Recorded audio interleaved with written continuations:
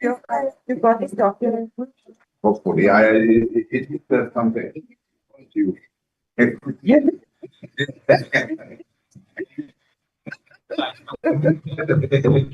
Okay.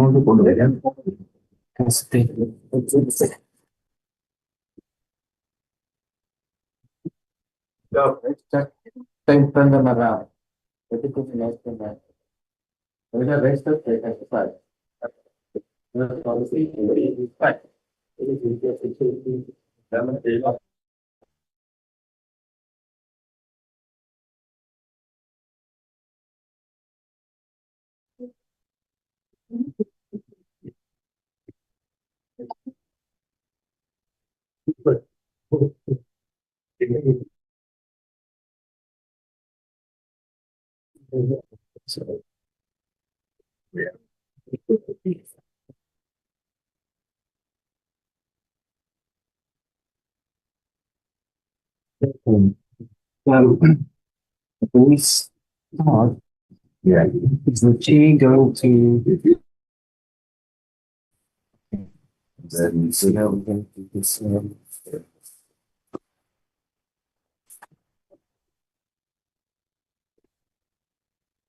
Oh, it's back at the. If he, so she was.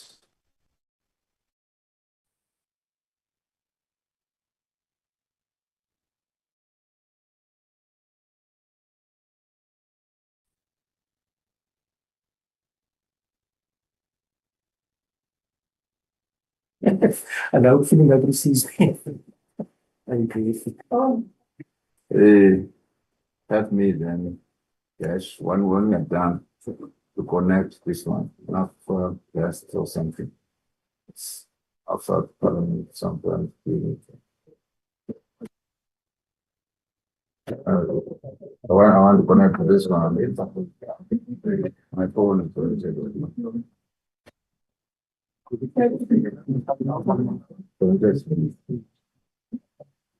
connecting. Let's go there.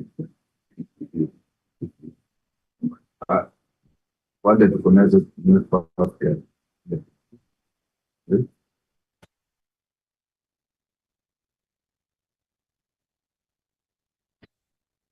Okay.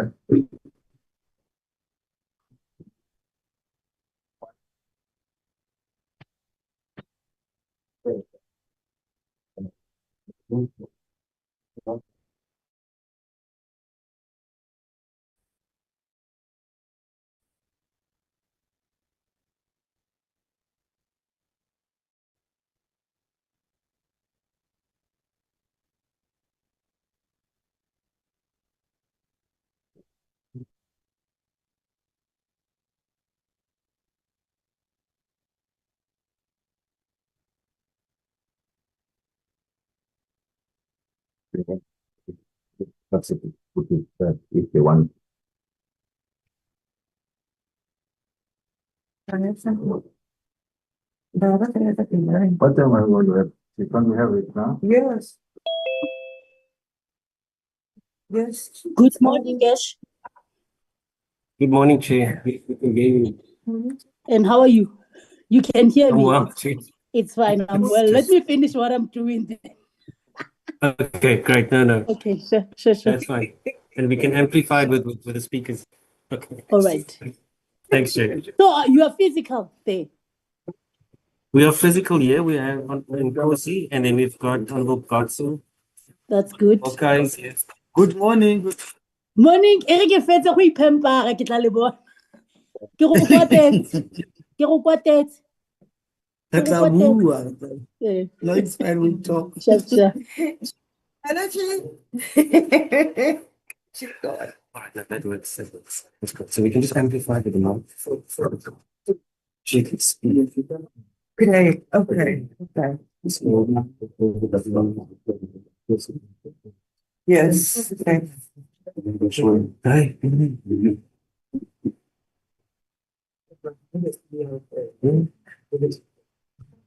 It's full name for all. Yeah.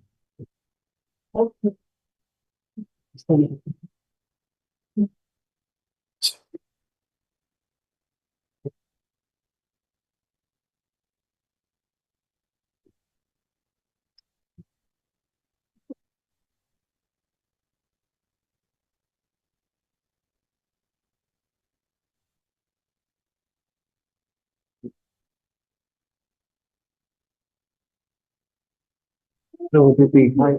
Well, how are you? I'm good. What's this to the food? Yes.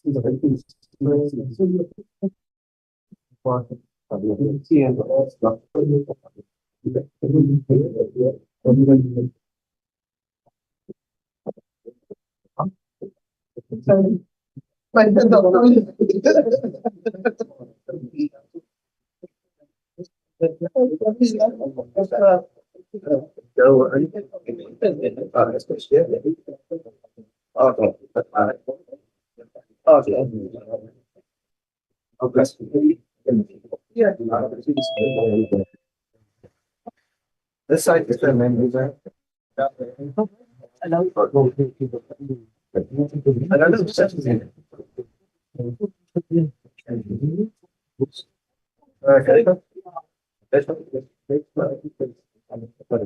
I was starting from there. I get something from it.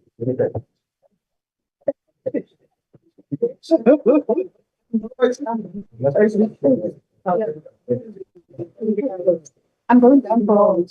Five. Yeah. Just a second.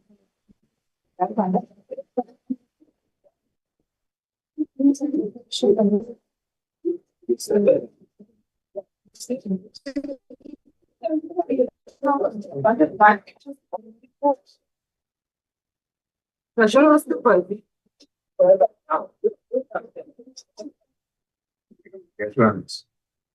No, I think.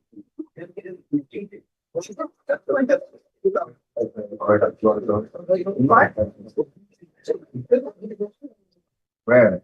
No.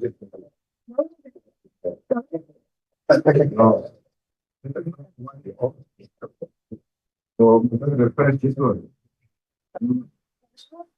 That's well, what do you do? Up to down. Oh, no. The Paramedor. Yes. Down this is up. Girlfriend, right hand.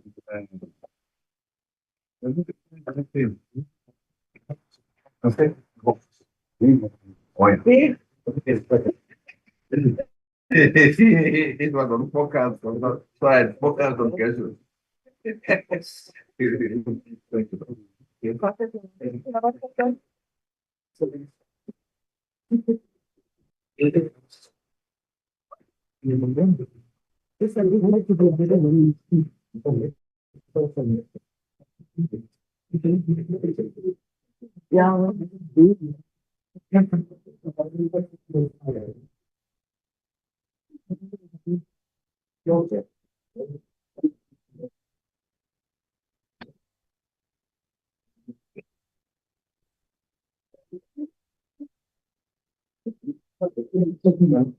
Was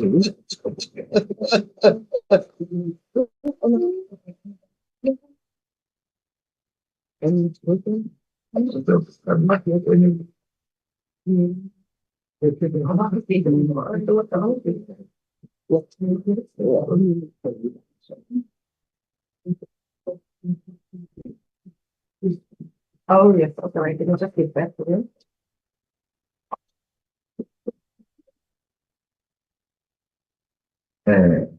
Dami?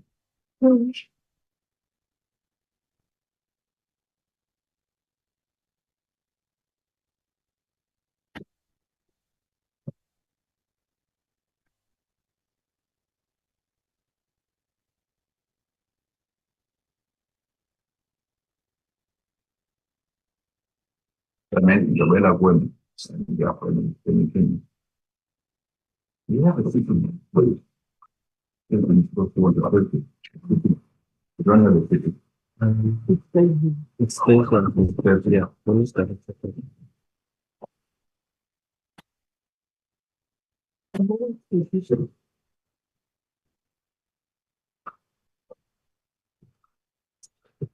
Yeah.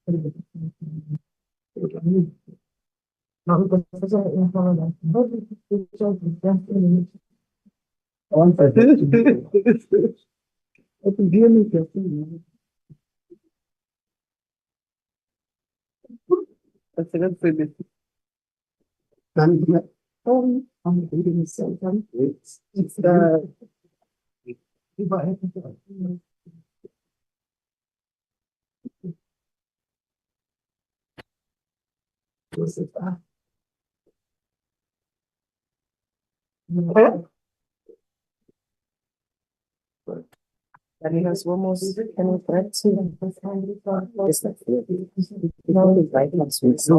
Yes, DM, you can grab tea. Members, they can grab some tea while we still have 6 minutes left. Then by 10 o'clock, we'll be starting on. and not inviting us. Okay, no, you can go. Thank you, Chair. Chair, those of us who are on the visual platform, how are we going to drink the tea? Just break the record and drink tea, not something else. Zulu. You can grab something. Grab something, Faith. Chair, Grab something, not the opposite of tea.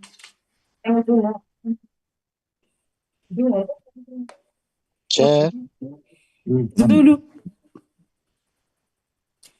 I was saying those of us who are on the visual platform, how are we going to grab some tea?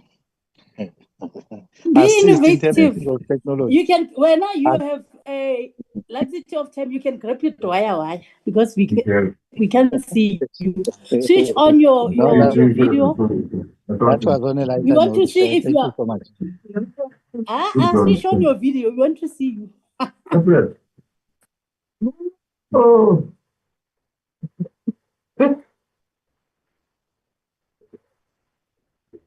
I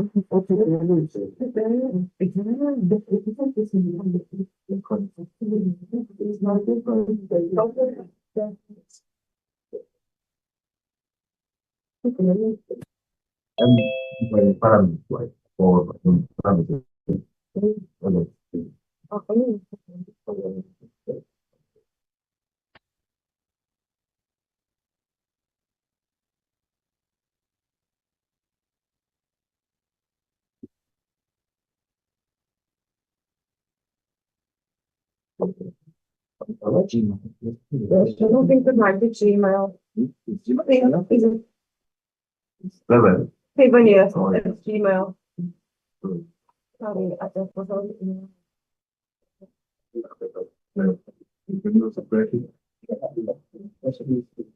How do you think that? No.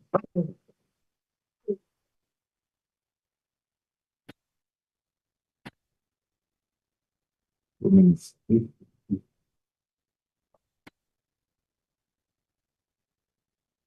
Yeah, but I know.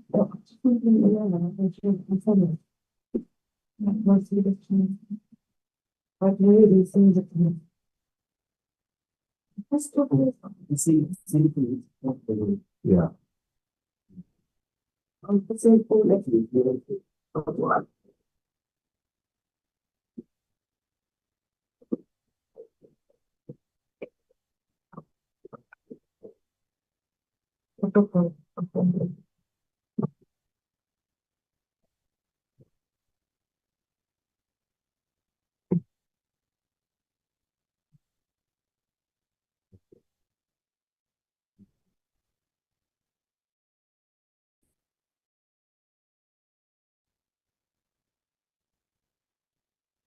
Hello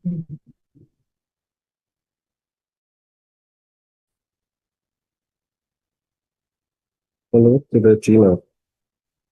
Yeah, both of them. One,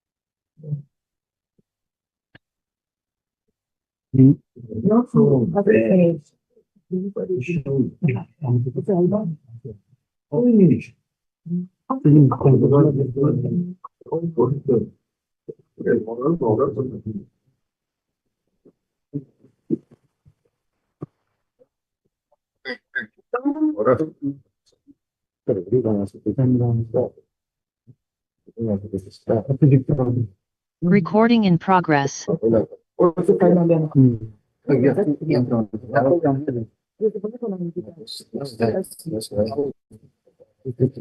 we make it like. So little like.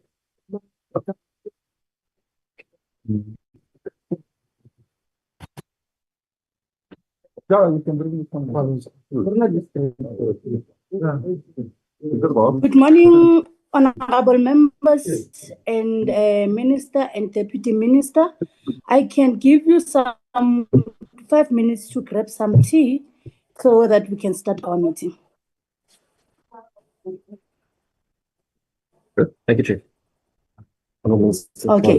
Yes, please indicate as well when everybody's seated so that I can continue from your side. Will do, Chief. All right, thank you, Baba.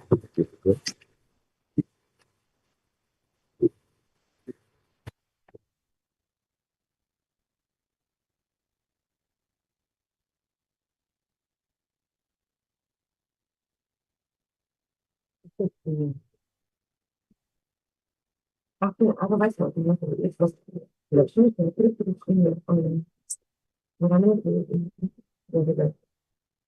you can use nothing.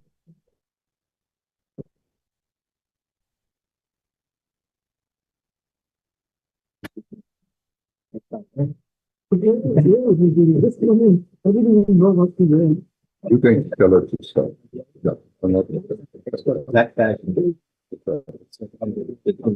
I was okay, very good. Pero whatever there was a picture, un black fake very so. Group of them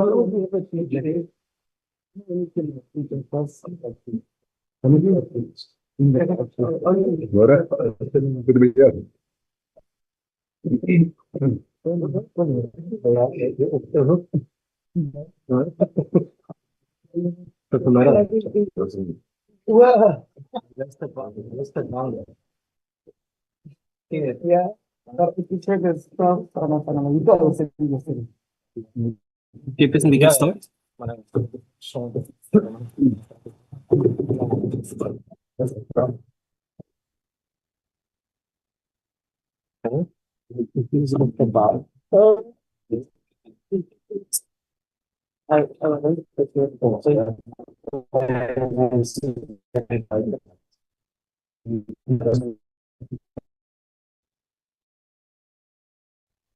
Chief, isn't we can start?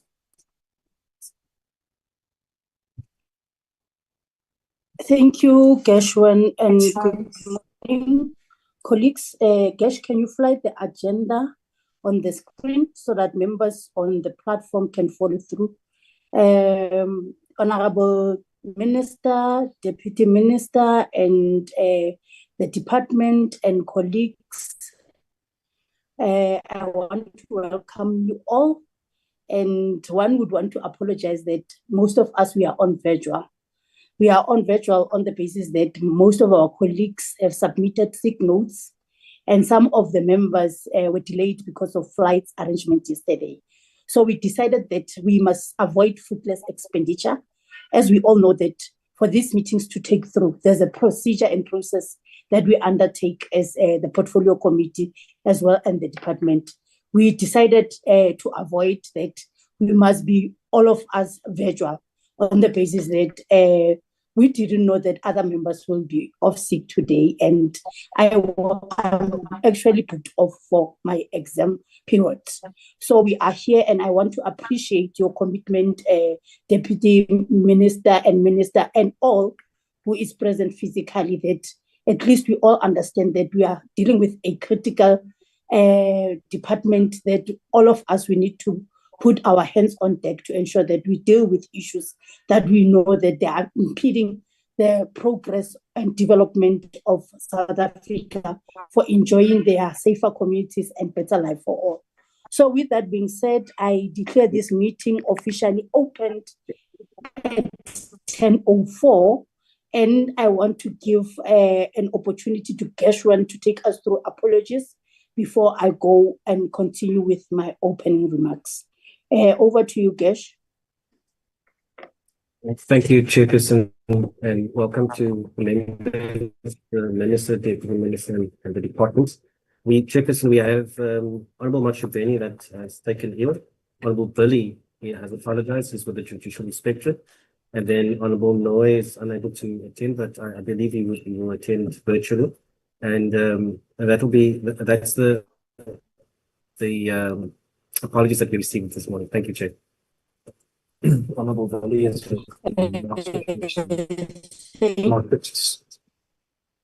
apologies, Okay. Chair. Honourable Billy is with the Magistrates Commission. Thank you. Yes, I wanted to actually indicate that. Members, I would ask your permission to actually switch off my video, because where I'm at, there's a challenge in terms of bandwidth, so I can continue with the meeting. I wanted just to indicate that I'm not a robot. It's me, myself, as the chairperson behind this camera. So if granted, can I switch off my video and then continue? Yes. All right, thank you. Honorable members, Minister, Deputy Minister, and the department, we meet during International Children's Week, which is a stark reminder for our committee to prioritize children and persons with disabilities. We are here today. Yesterday, we've just observed that there's a young person at the age of 14 here in Rodiport has been mutilated, and we know that now GBVF is just on a rise. We are not sure whether it's because of it's winter or what, but it's an alarming situation that we find ourselves with as women and children of this country.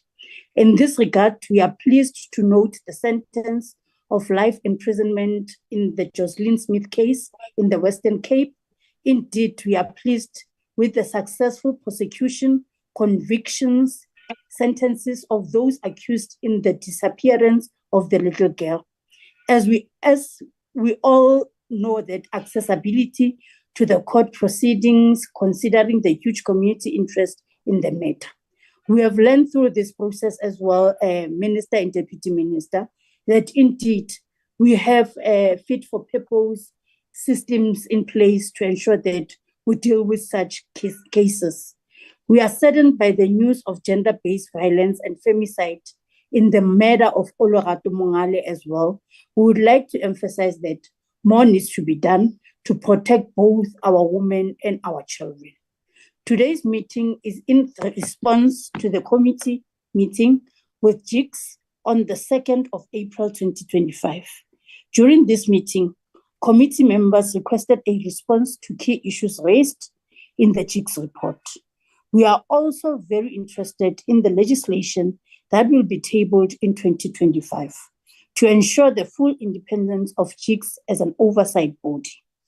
We note as the committee that the department presentation covers many areas of concerns to the committee, including overcrowding, parole boards, and remand detainees, amongst others. The committee engages the department with the background of having visited Paulsmoor in September 2024. And we all know this was our first meeting and first engagement with the department. Parole boards and remain detainees. Now we have gone into light to understand what is their responsibility and how can we be of assistance as the committee. The committee engages the department with the background of that post-mortem visit, and through that post-mortem visit, we have observed so many things and we have made recommendation as the committee. We are aware that both JICS and DCS are mandated by the Constitution to ensure human detention and treatment of inmates.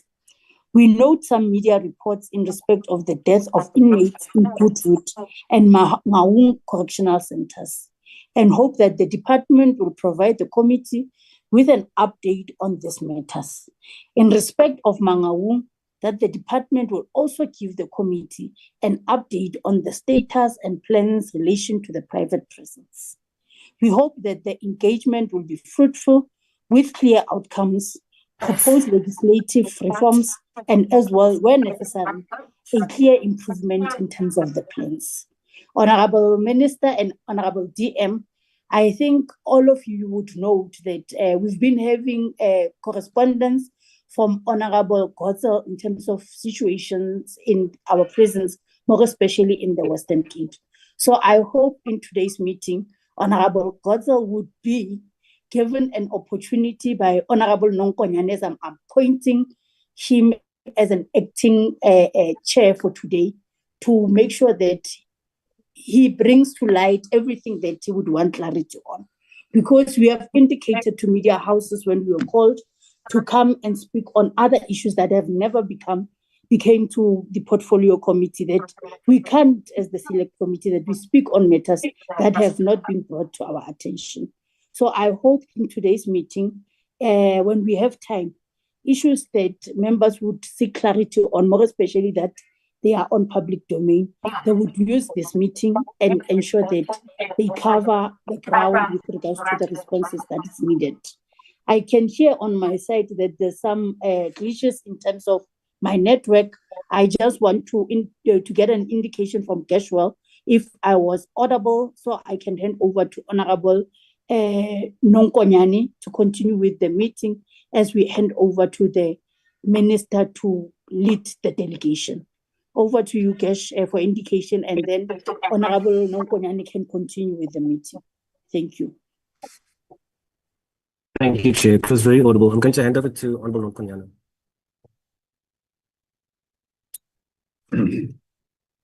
Chair, honorable members, Minister, Deputy Minister, and our distinguished guests. Good morning to you all. Indeed, it is a pleasure that you once more meet. Very excited.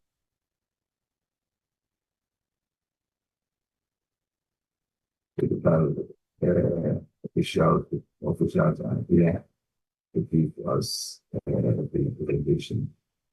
Thank you, Chair, for the opening remarks, and good luck. We have got all our support, and the note that we make us count. Please pass the exams, and we are planning you. You may be with us, and when you feel to leave, you may just leave. As we continue, the second item after that's what is the item instead of the agenda. But I would love that we do as we usually do, that's formal intervention for the first purposes. And perhaps we start with us. It may rotate like this. It's not just stay where you are. Just my name is Mwelo Nkonyan. As you know, I'm the fleet deployed by the African National Congress. And now hand over over right to the member of Thank you very much, Honorable Chair. My name is Kim Duty from the Northwest. I'm representing the African National Congress. Thank you very much. Chair, good morning, colleagues, and good morning to the team from DCS. My name is Ofe Jeremiah Mokai. I'm a member from the Northern Cape, representing Democratic Alliance. Thank you very much. Thank you, Chair, and good morning to the Minister and the team and the JICS. My name is Nicholas. I'm Ms. Volksel. I'm a member of the DA and So fine. It pass like that. So you also come. Good morning. The chairperson, person,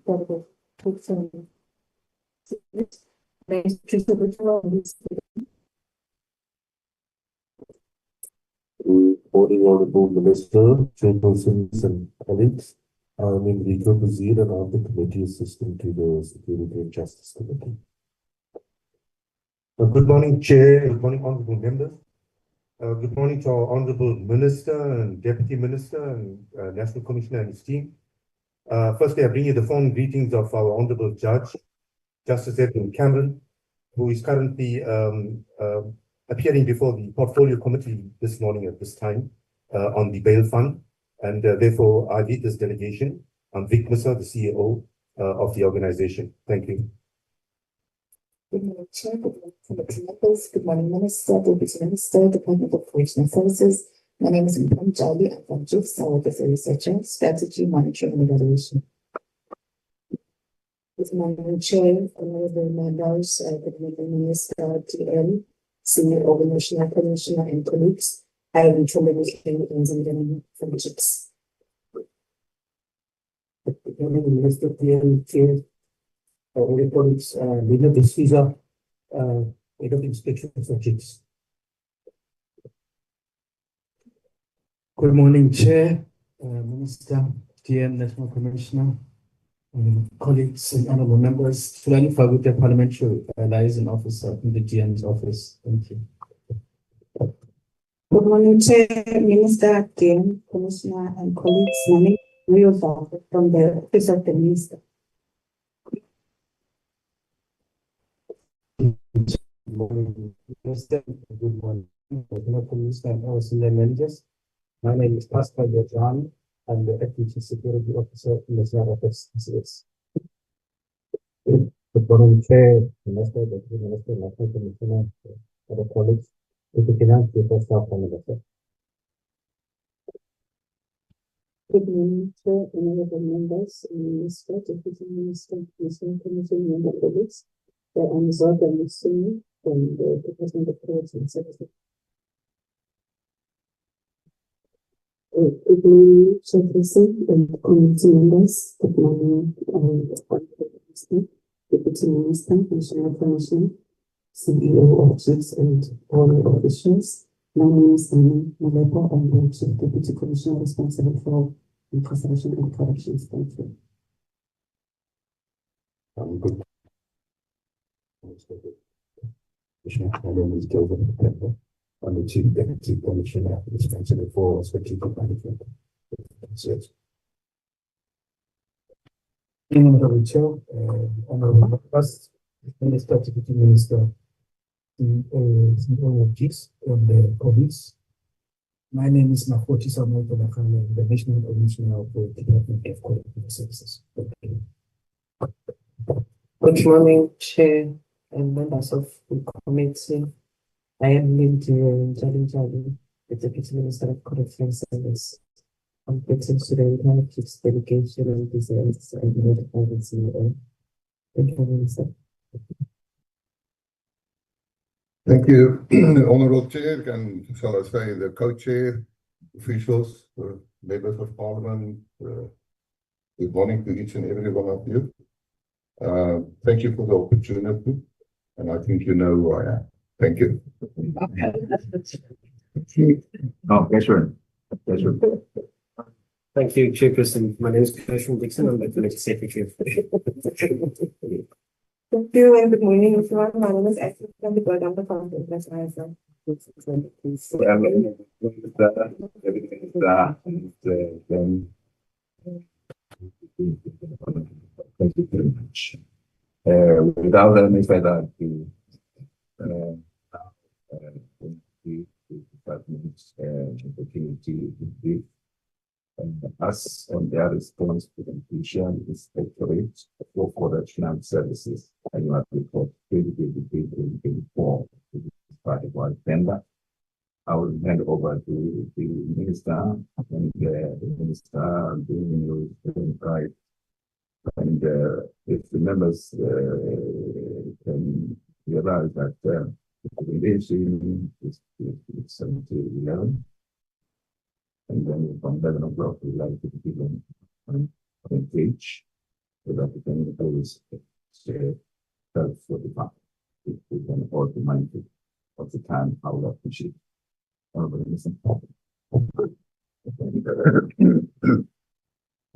Thank you, Co-Chair. We are saving time. Now going to introduce, and I'm going to hand over to the National Commissioner with the presentation, and I suppose after that we will have questions. Thank you.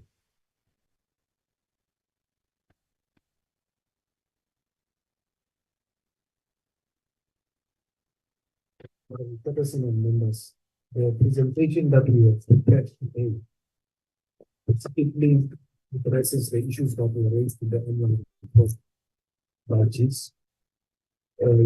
So we're able to follow the discussions or the proceedings between the committee and JICS, and we were also able to encapsulate issues that came up in that interaction. I will then request through you, Honorable Chairperson, to hand over to the Chief Deputy Commissioner responsible for strategic management in the department to then present to the committee. Thank you. Yes. Thank you, Chairperson. I'll just give an overview of the presentation submitted to the committee. Initially, just wanted to indicate the genesis of JICS based on the mandate of the department in terms of the sections of the Visual Act of 1928.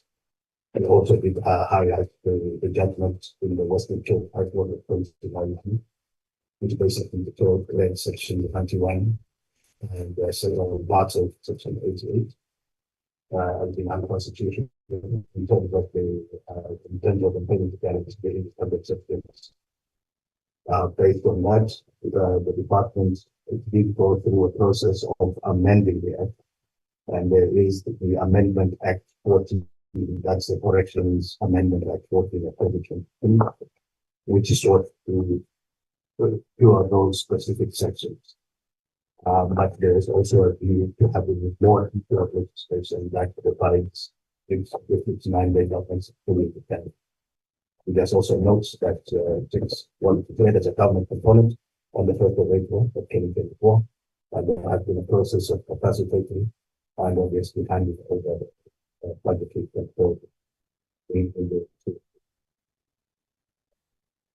slide 4, which indicates that the JICS bill it's in its 53rd iteration of the speak that it's being assigned or being finalized within the process of 2025. If we move on, the key vexing issue within the corrections environment is around overcrowding. We do provide an overview of that, and that's based on also the statistics that just provided in their presentation. So we won't go into too much detail there, except just to indicate that the sentence population of offenders constitutes 63% of all of those that are incarcerated. All that 97% are male, and basically for the period that we are looking at, we are at a level of 48% overcrowded. At that time, that was within the range that was permitted in terms of our targeting. As we speak now, we're actually see that, and we are still in the process of managing that, of managing the challenges of overcrowding. I think one of the key issues that drives that is the profile of offenders that we're getting, and the committing of serious and aggressive crimes, which means that people are serving longer sentences. And in serving longer sentences, it means that beds do not become available on a regular basis because of the length of some. As of 21 March 2024, we had 18,700, which is about 19% of the population on serving large sentences. And as I indicated, because of the length of sentences, we are impacted on for an extended period of time. I think another key issue to raise around the overcrowding issue is that whilst we are indicating the plight of the department in terms of capacity, we are obliged in terms of the Constitution to incarcerate those who have been sentenced to come in some sentence.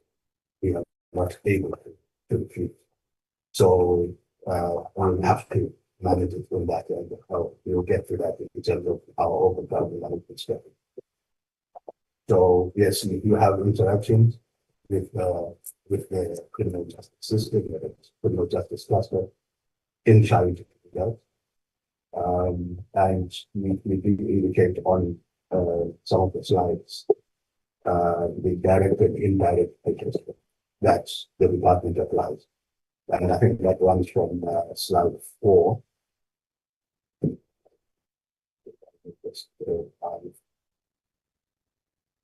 Slide 4 to slide 12. So we indicate what we do internally and what we do within the cluster. The other issue that was raised was around parole boards. So we reflect on the slide 13, where we indicate that in the period that was witnessed for 2024, all 52 parole boards were functioning. Despite the fact that there were vacancies, we reflect the vacancies of chairs, vice chairs, and community members. And also, we do indicate that whilst where there were vacancies, we had those who were in place on a rotational basis, ensuring that the parole boards where there were vacancies were still functioning over that period. And for that period, the parole boards contingent 25,683 offenders who were eligible, and found that 17,000 were suitable for parole placement. During this period, there was also the special remission of sentence from the President Enforcer, which saw the CS release about 4,900, which increased the population by about 3.2%. Albeit that it was a temporary relief, we have seen an increase in the figures coming forward. And slide 15 just gives an analysis of the remand detention population at the time, which was sitting at 59,000. And we break it down in terms of the length that we have within the correctional system. Maybe one thing to note is that 12 months, we have out of the 59,000 is about 47 that were up with 2 years and less. So that's about 80% of the population is in our custody for less than 2 years in terms of the figure at the time. If we go to the next slide, the analysis of the bail, for those with the bail of less than 1,000 rand, categorized in two, but the option of bail for 500 and less, and then the other is 500, between 500 and 1,000. So if we look at that total population, they were around 2,400. which if you look at that as a total of those serving 2 years and less, that's about 5%. And of the total population, that's about 4% that are on bail of less than 1,000. If we move on to the remand detaining population, which is another area that we look at. Part of trying to alleviate overcrowding, one of the tools that we have available,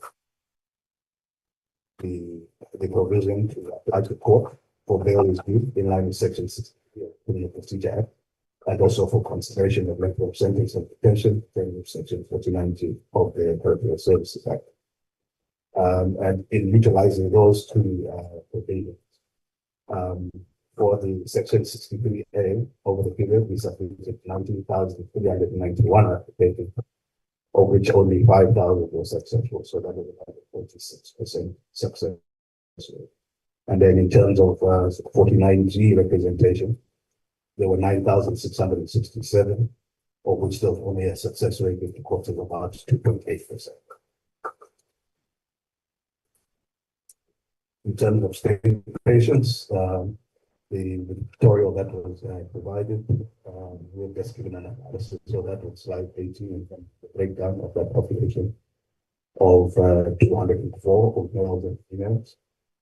And then on slide 19, we have just indicated the interactions that we've had as a department in the various provinces to alleviate the pressure in terms of us, the departments of health in the various provinces, which has yielded some success over the subsequent period, but it's still work in progress.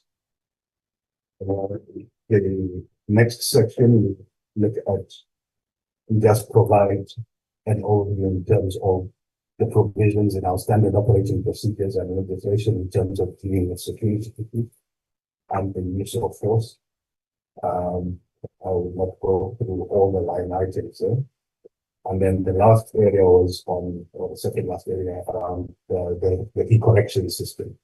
We've indicated that the e-correction system is basically a database that manages all of the inmate data that is captured in the various electronic capturing systems that we have. And that is made available to JICS on a read-only basis, but allows for the analysis of information. The issue that has been raised, and it's a part of the, how can I say, the improving of our electronic and management systems, is that they are, how can I say, Excel worksheets that have been utilized as a historical tool.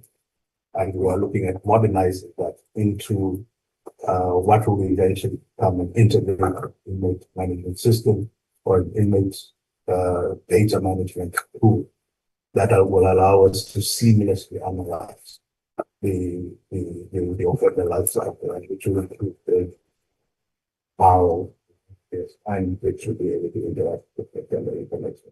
So that those are just developments, and it is a system which is evolving and will obviously mature as.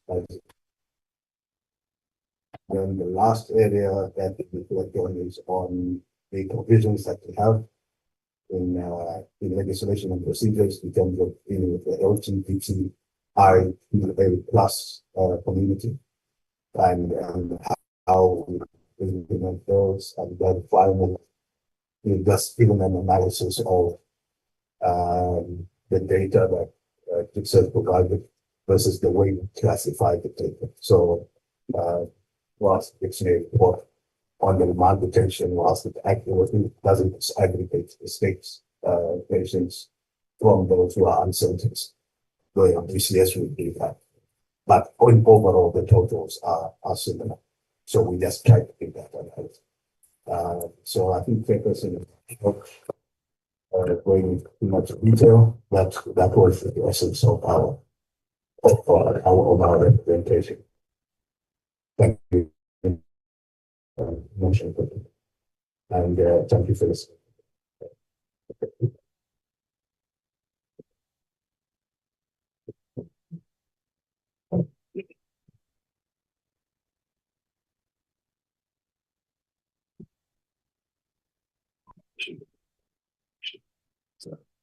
In case the team from Correctional Services side, if anyone have bear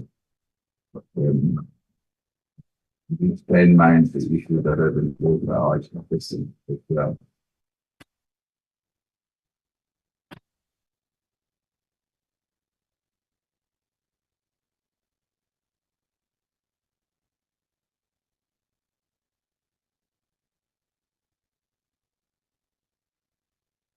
but I'll start with you, Correctional Services, if there be anything that you feel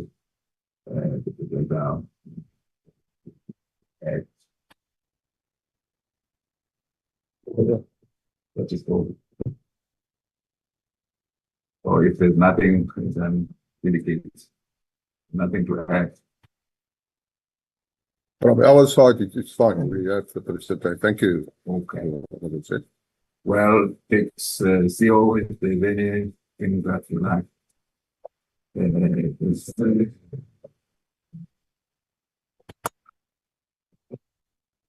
Thank you for the opportunity, Co-Chair, Chairperson, Honorable Chair, and Honorable Members, Honorable Minister, DM, National Commissioner, and colleagues. I think just to give an update of where we are, specifically in terms of our independence. We walked a big road. In fact, it's a long road. For some 1 month now, we've been totally independent from the department.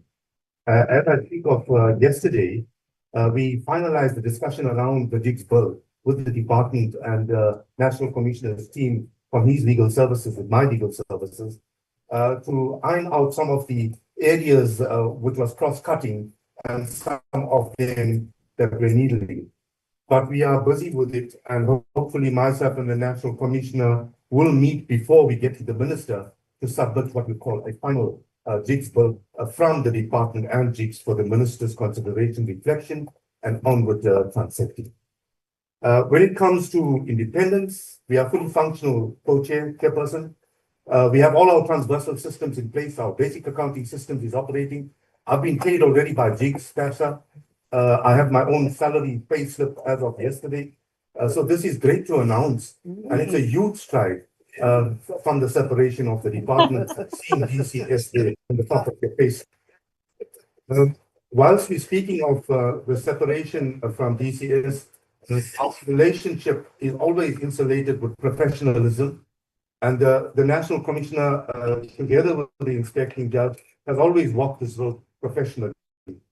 When it comes to our reports, our investigations, etc., it is always in the hands of the National Commissioner to respond appropriately. And I guess that would be deliberated, obviously, out of further discussions that will unfold. I think this is what I could submit at this point in time, just to cover the aspect of the JICS bill and its independence. I just want to reflect with my colleagues if there are any other further. Thank you, Co-Chair. Thank you.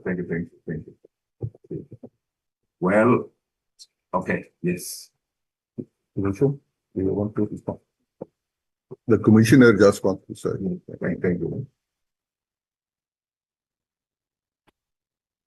At least, Chairperson, I can say you heard that DCS does not pay the salaries of JICS. Yeah, we hate you.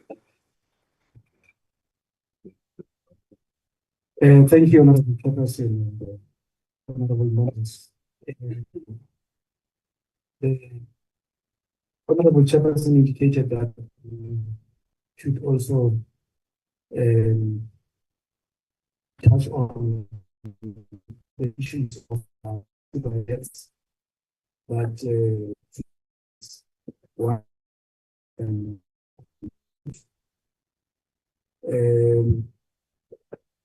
I just wanted to indicate that both cases are cases that are investigated by the police, because we opened criminal cases. Once from our side as a department, through our investigations, we confirmed that those deaths were unnatural. We proceeded also to prefer disciplinary processes against those that were pointed out to be responsible out of the investigations that we conducted. We also, Honorable Chairperson, implemented procedures with regard to what the Correctional Services Act enjoins us to do, and that is report to the police, make it a point that we also inform the public and have interactions with the families. We released statements on both, and the statements that we released provided information that would not interfere with the criminal investigations by SAPS, but also we made it a point that those statements do not prejudice the case that the department has in disciplinary processes against those that are pointed to be responsible out of our investigations. So the next step for us would then be to pronounce once the disciplinary process is concluded, and SAPS with their own processes will also, as they move on, provide updates. Our investigations also point to improvements that we need to make with regards to the security infrastructure in both correctional facilities, and we have done that. For instance,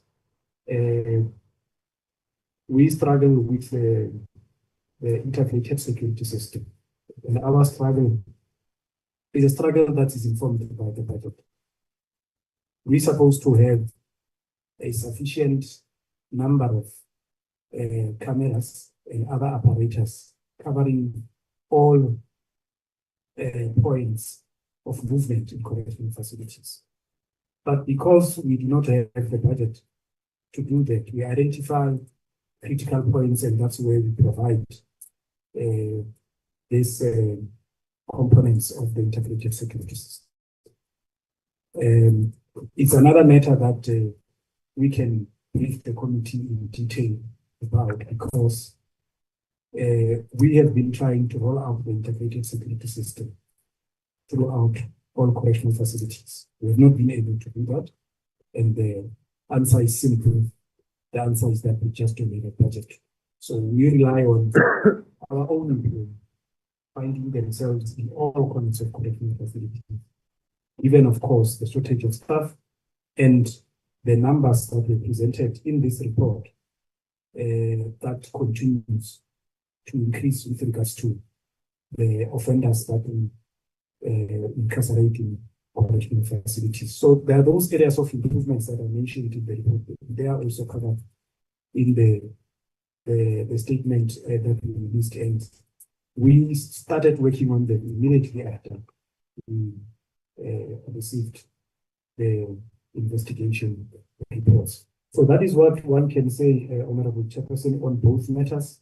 At the moment, we are not getting into detail because, of course, as I've indicated, there's a criminal investigation that is going on, and at the same time, we're taking through those that are responsible. We're taking them through the disciplinary processes. Thank you, Honorable Chair. Yeah, Thank you. thank you. Just hold it for a minute. Thank you very much.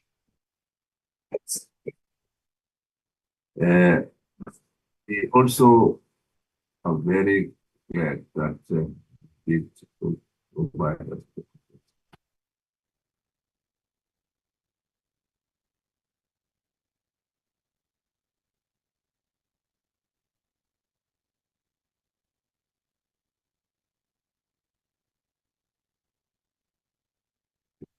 Very good. Took this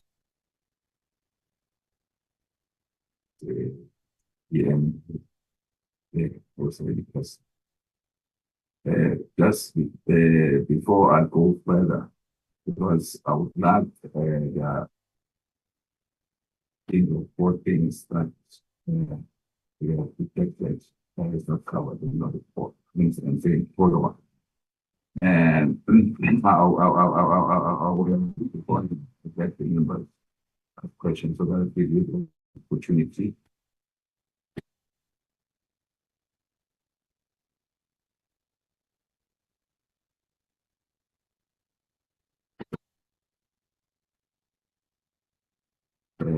Indicate or ask them so that we can hear their voices. It is just for record purpose, it's just that it was my mistake. What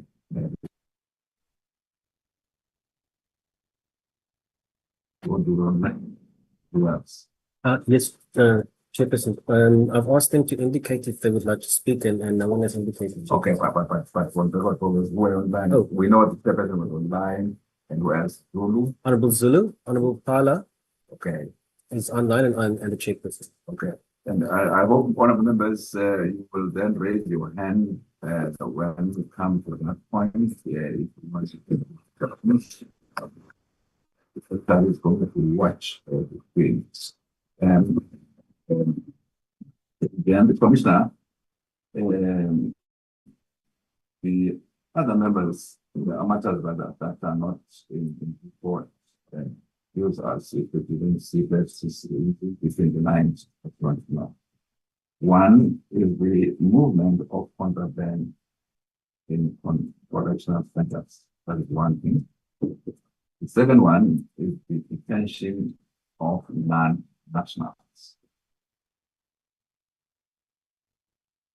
And then the third one, children in conflict with the law. Last one, lack of nurses. Lack of? Nurses. Social workers.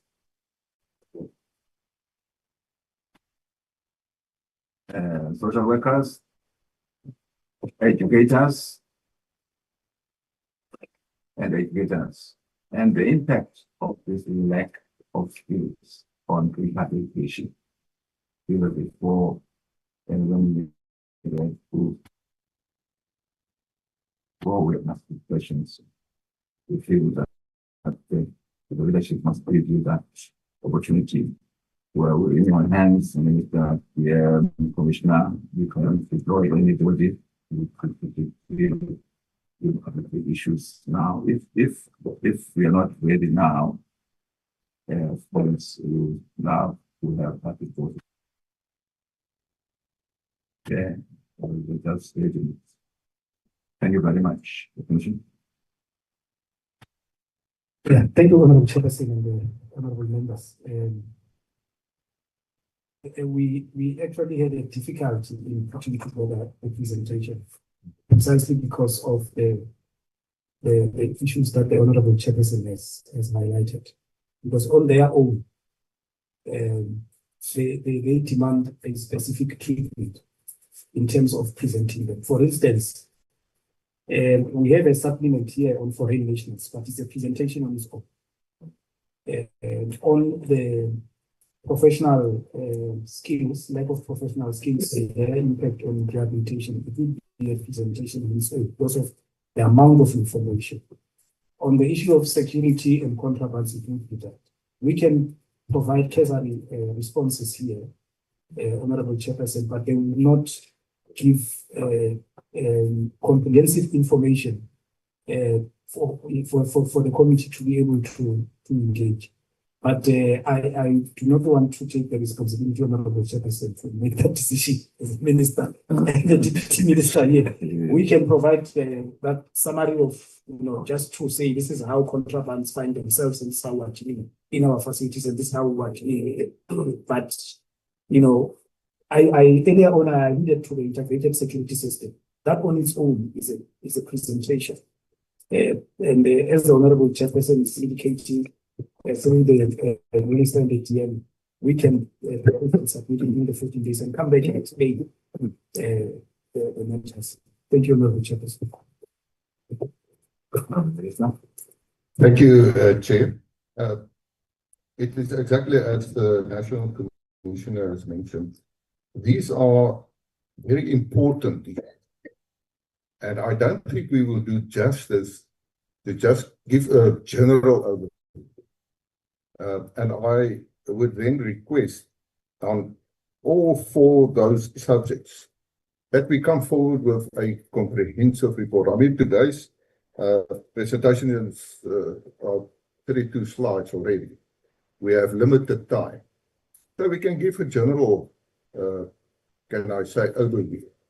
But I think it is important so that we have the correct information when it comes to these. And from my side, you can make a decision as a committee when, and let's then give you the full report of presentations on the subject that there is a good factual, can I say, facts on the table. Thank you.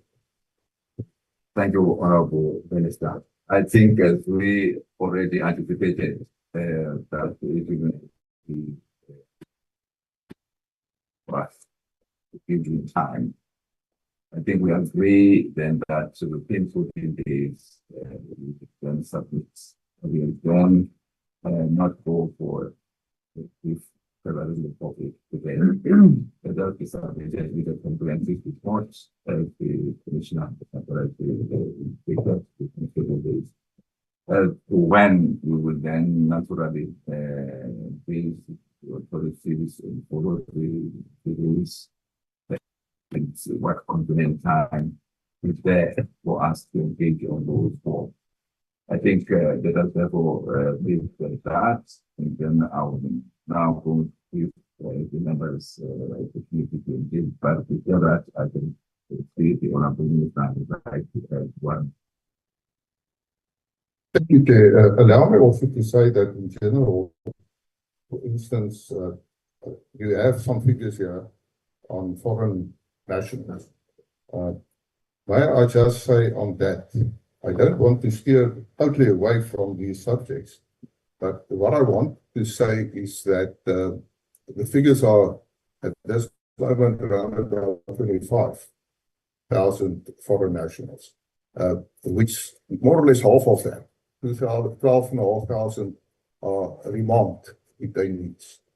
So, and last week we had a JCPS cluster meeting where we not only looking at the parole system as such, but what I want to say from that meeting, there is going to come forward with some, can I say, meetings with other departments within the cluster, like for instance the police, for instance the Justice Department. So we are busy with that process because as a National Commissioner has correctly mentioned, specifically our problem is really the remand detainees, and I said it many times. And let me give the perspective again. Besides the figures in here, that's changed in the meantime. We have around about just over 104,000, can I say, sentenced inmates with 108,000 beds. So there are enough beds for the sentenced inmates. But when we come to the remand detainees, we're talking about just over 61,000. And that's where our problem is.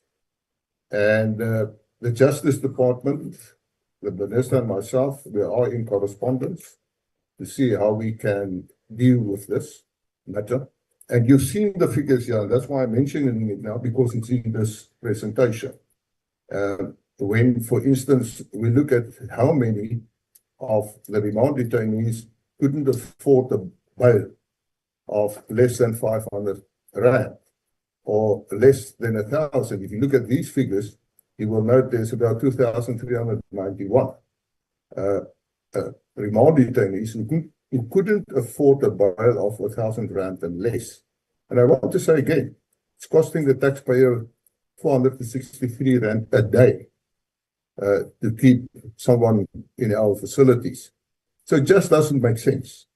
But we're looking into that, and we are pressuring that we can see how we solve it. And as you've mentioned, or was mentioned, that the JICS at this moment is with the portfolio committee of the National Assembly, where they're coming forward with, a bail fund, which I welcome from the start, because I think that is a way to deal with that. So that is just overall, in terms of the statistics that is actually in this presentation, to give you just an overall view as far as that is concerned. Thank you. Thank you, Honorable. For the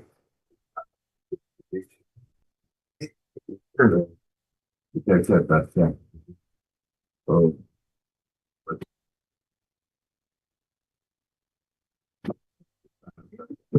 then we have 1 5 6 minutes. So, I would urge members to raise their hand and certainly to watch those that are on platform, also to raise their hands, and in terms of them raising their hand, then I'd better guide them to pose questions and comments as we usually do. Thus, this is an opportunity. One of the 4 cells, number 1, 2, and on the right, 3.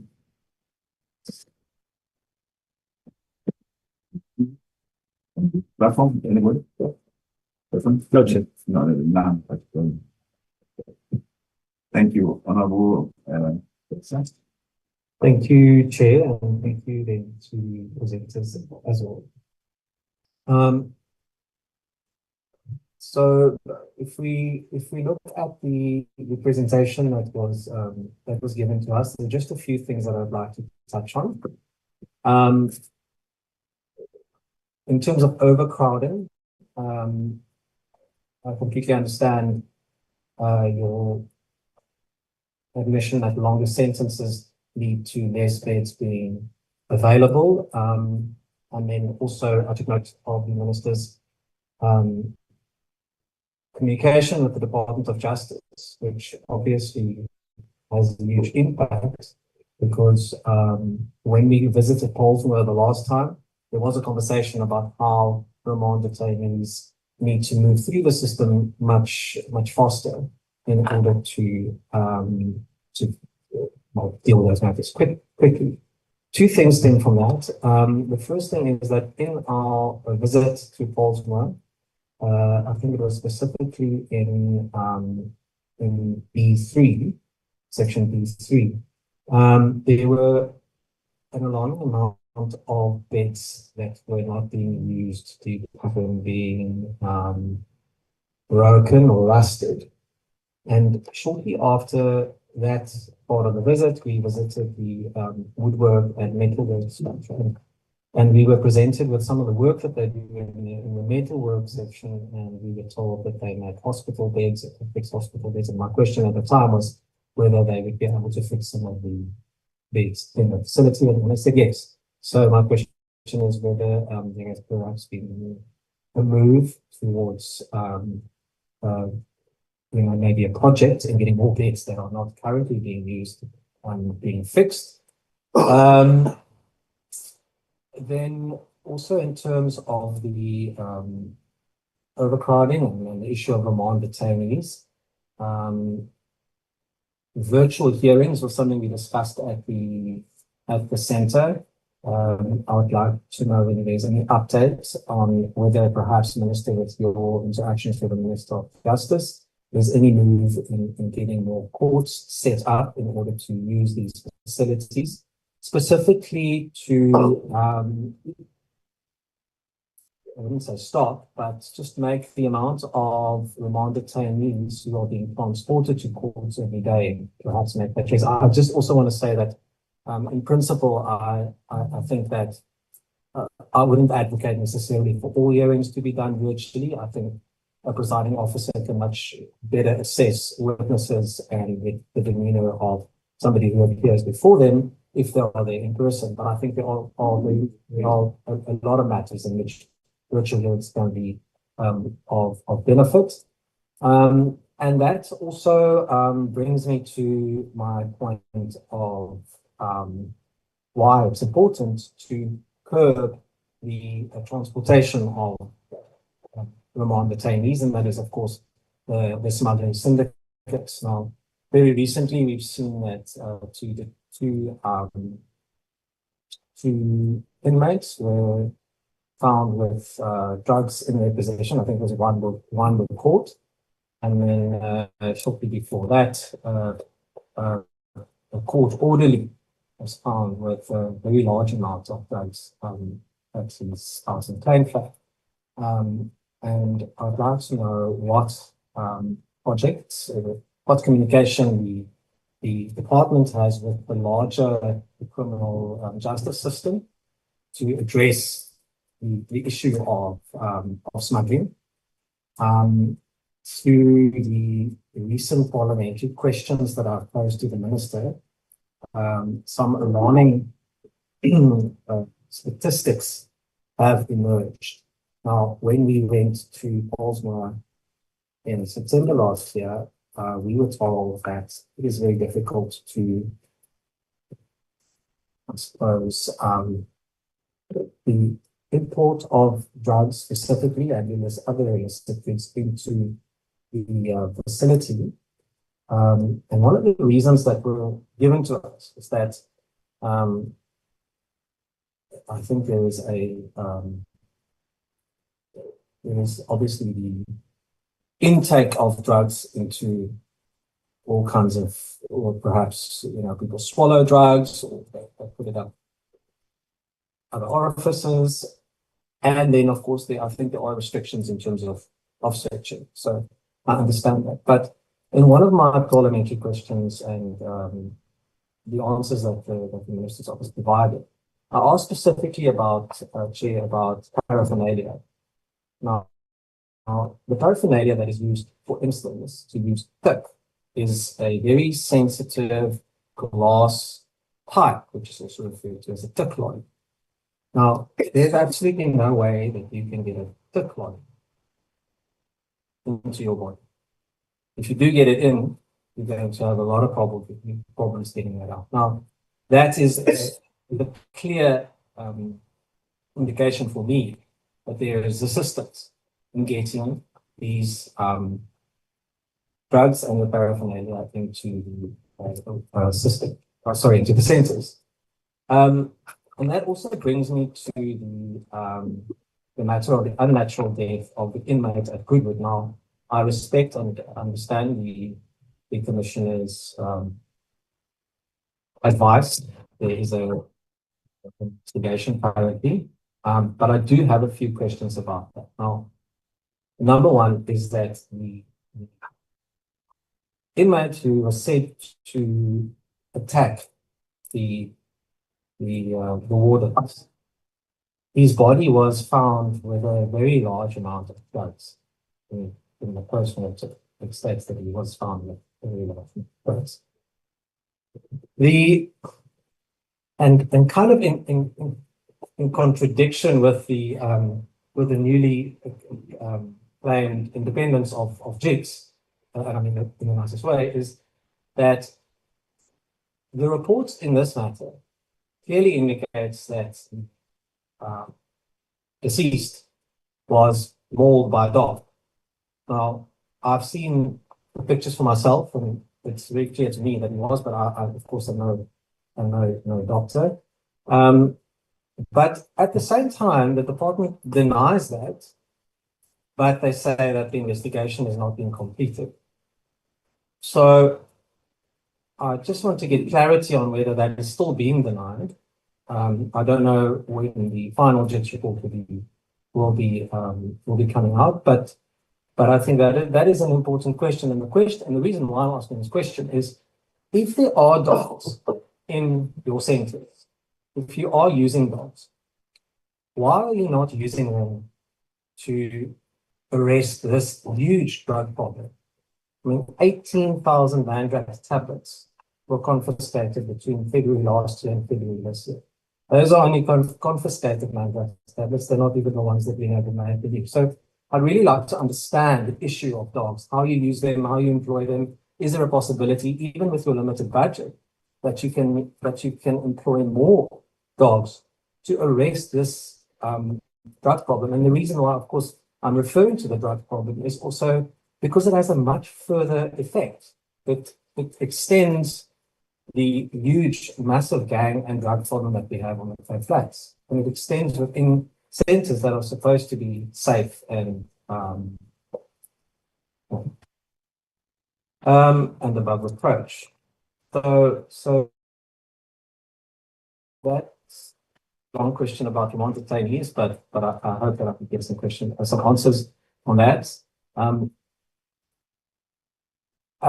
Further on the issue about Goodwood and inmate 49, I'd like to understand, and again, Chairperson, you're welcome to stop me if it crosses the boundaries. I'm pretty sure these are not within the bounds of the police investigation, but what I would like to And I was going to say, fortunately, go ahead. Yeah, Okay. sometimes we might be conflicted, so I'll be happy to. So what I would like to understand is this. The attack happens at around about 8 o'clock in the morning, and then the wardens, of course, have to act in self-defense, and we certainly want to be discussing what happened after that and whether indeed there was malice. What I do want to understand is this. The commissioner said at some stage that they'll not interfere with the SAPs. Both cases are investigated and they opened the criminal cases. So I'd like to know the exact date when this criminal case was opened.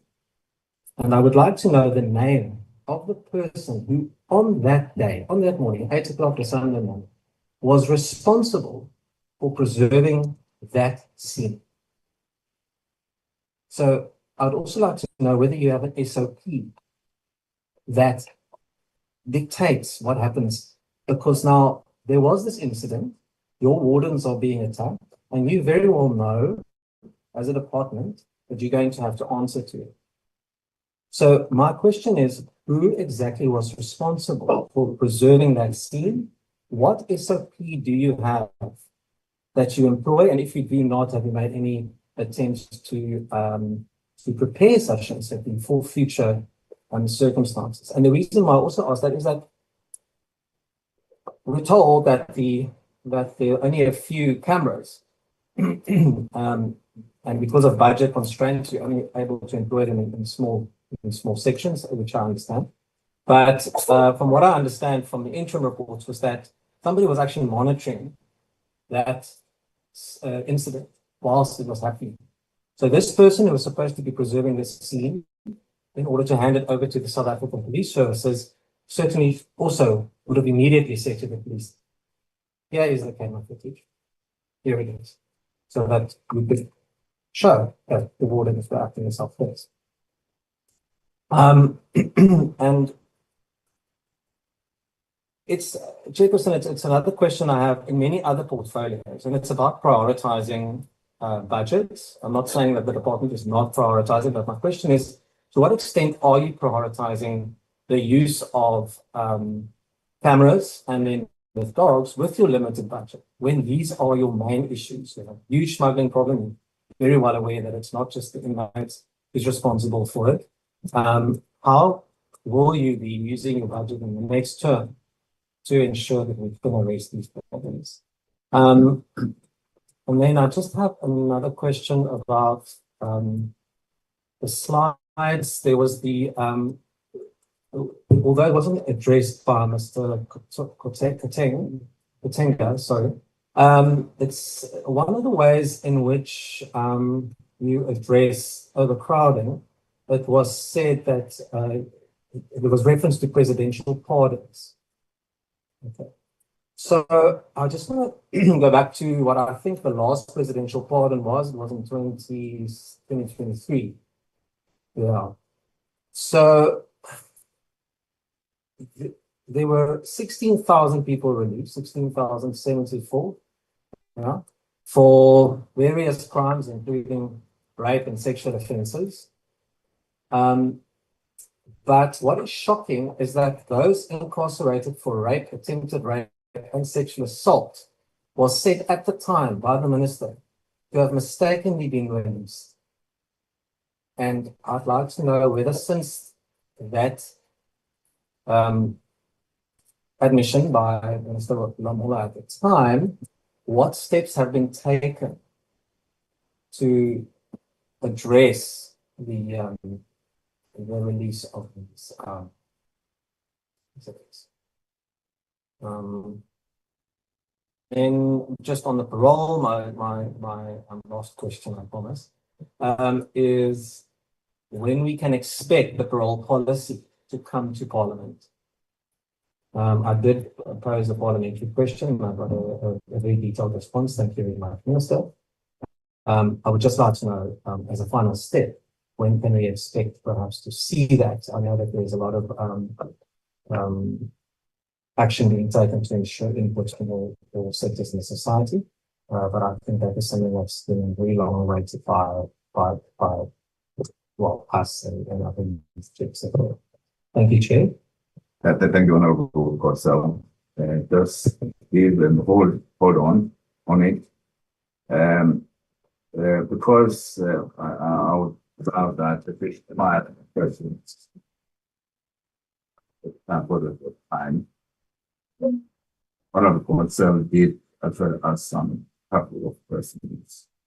I think it is fair then that just give you the response and before I hand over to the other colleagues. On your own.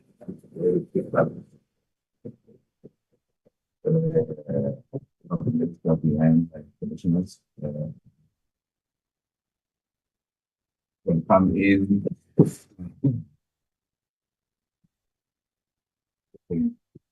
Maybe the questions posed by the honorable member. Honorable Minister. Thank you, Chair. Let me start with the last question on the parole and the process. The question is specifically when will we bring it to Parliament? And I said it before, I think it was in the interview, question was also asked. I said that I am not going to commit me to a specific date. But what I said, you look at the history of the revised parole system.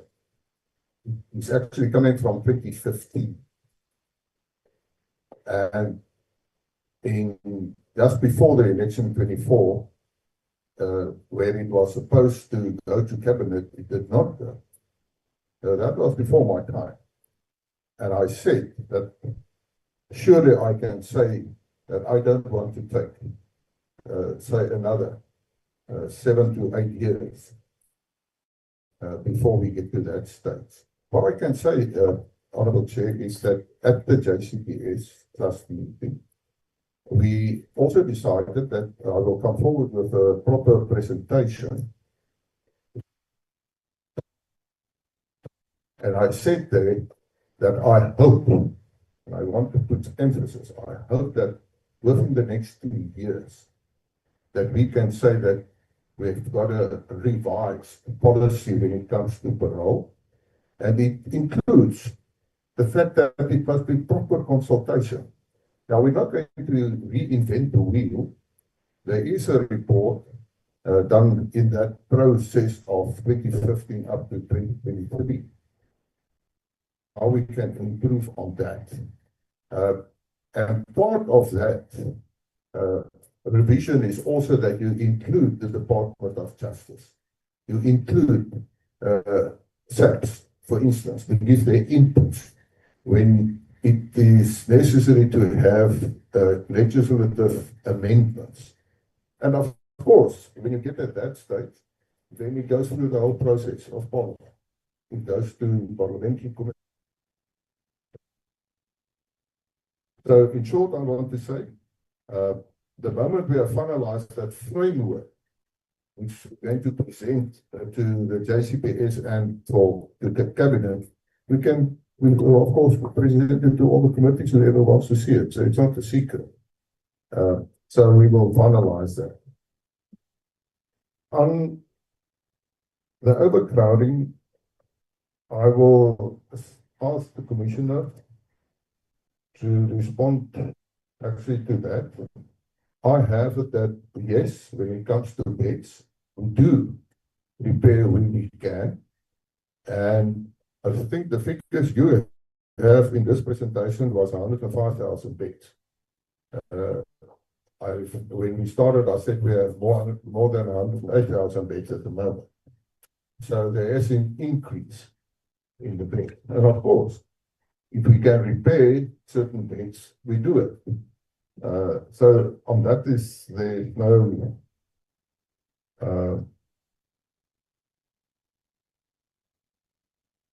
of course, it's part of the package in the discussions with Justice Department. And I agree. I think there are certain very serious crimes that, let's take murder for instance, that it is best to let the accused appear in the court itself and not necessarily by virtual hearings. So, but that is for the Justice Department to decide. ECS cannot prescribe in any way to justice or to a court who and when they must have certain hearings. And of course, we said it many times, that will solve the problem of remote.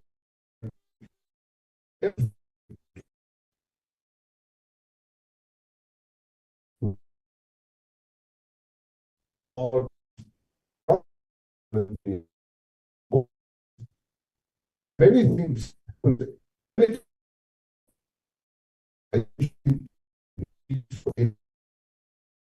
Criminal justice. Many, and I can't say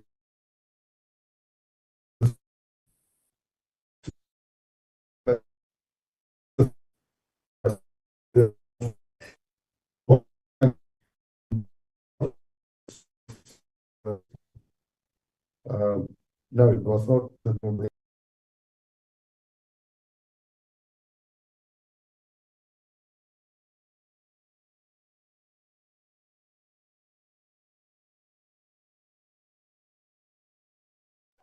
Yes, we can't hear on our side.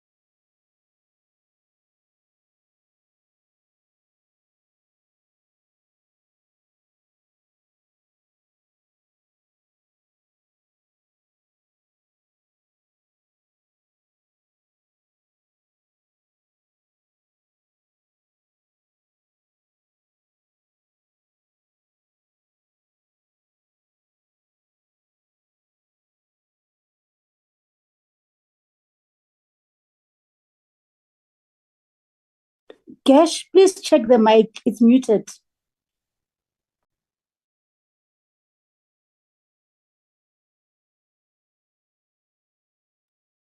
Yes, Chair, you are right. Even here on my side, we can find someone who's involved in that, that's complicit. Of course, there will be severe consequences of that.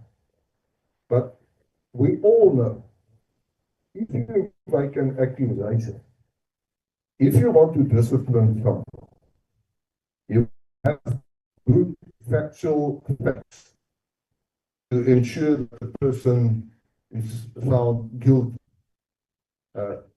And that's not always that simple. It depends how, where, and when, and who were involved.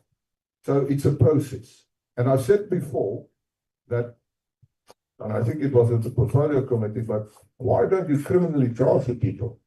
And we said, of course, we charge them criminally as well.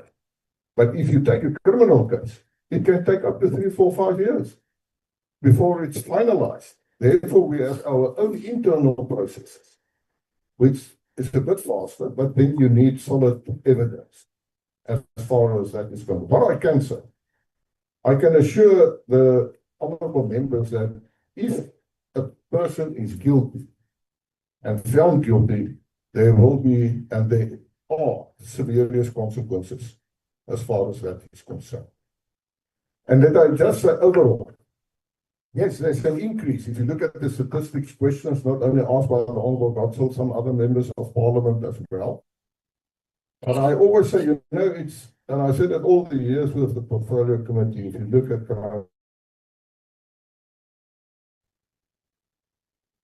there's an increase in cases. Now, immediately people say the police is not doing their job because there's an increase of rape cases. You must understand statistics. You must understand the crime.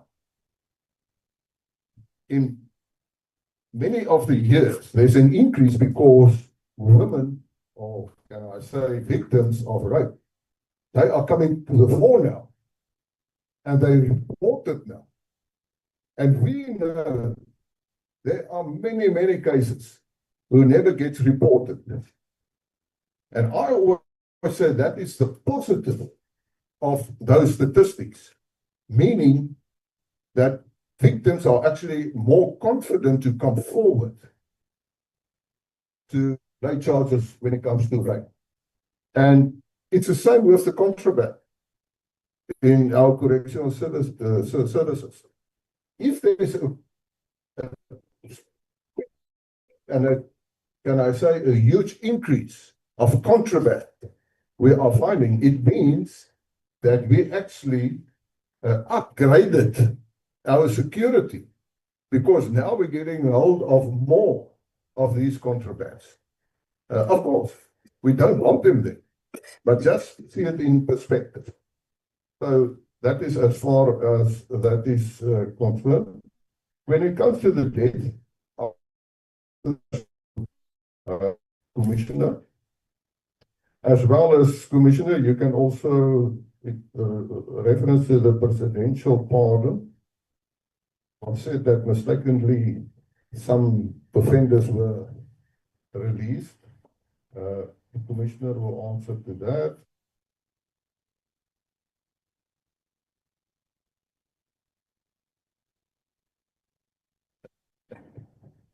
Thank you, Commissioner. Oh, yes, DM, Deputy Minister. Thank you very much. Just to respond to a few issues in terms of the contrabands. The commitment by the department in fighting smuggling of contraband. There was an official that was arrested by the police just past few weeks. It was on the 23rd of May, where he was arrested and has appeared in court on the 23rd of May in Kimberley. Whether it is by our officials, whether by visitors, or getting them through courts when they are appearing in court, we are trying our level best.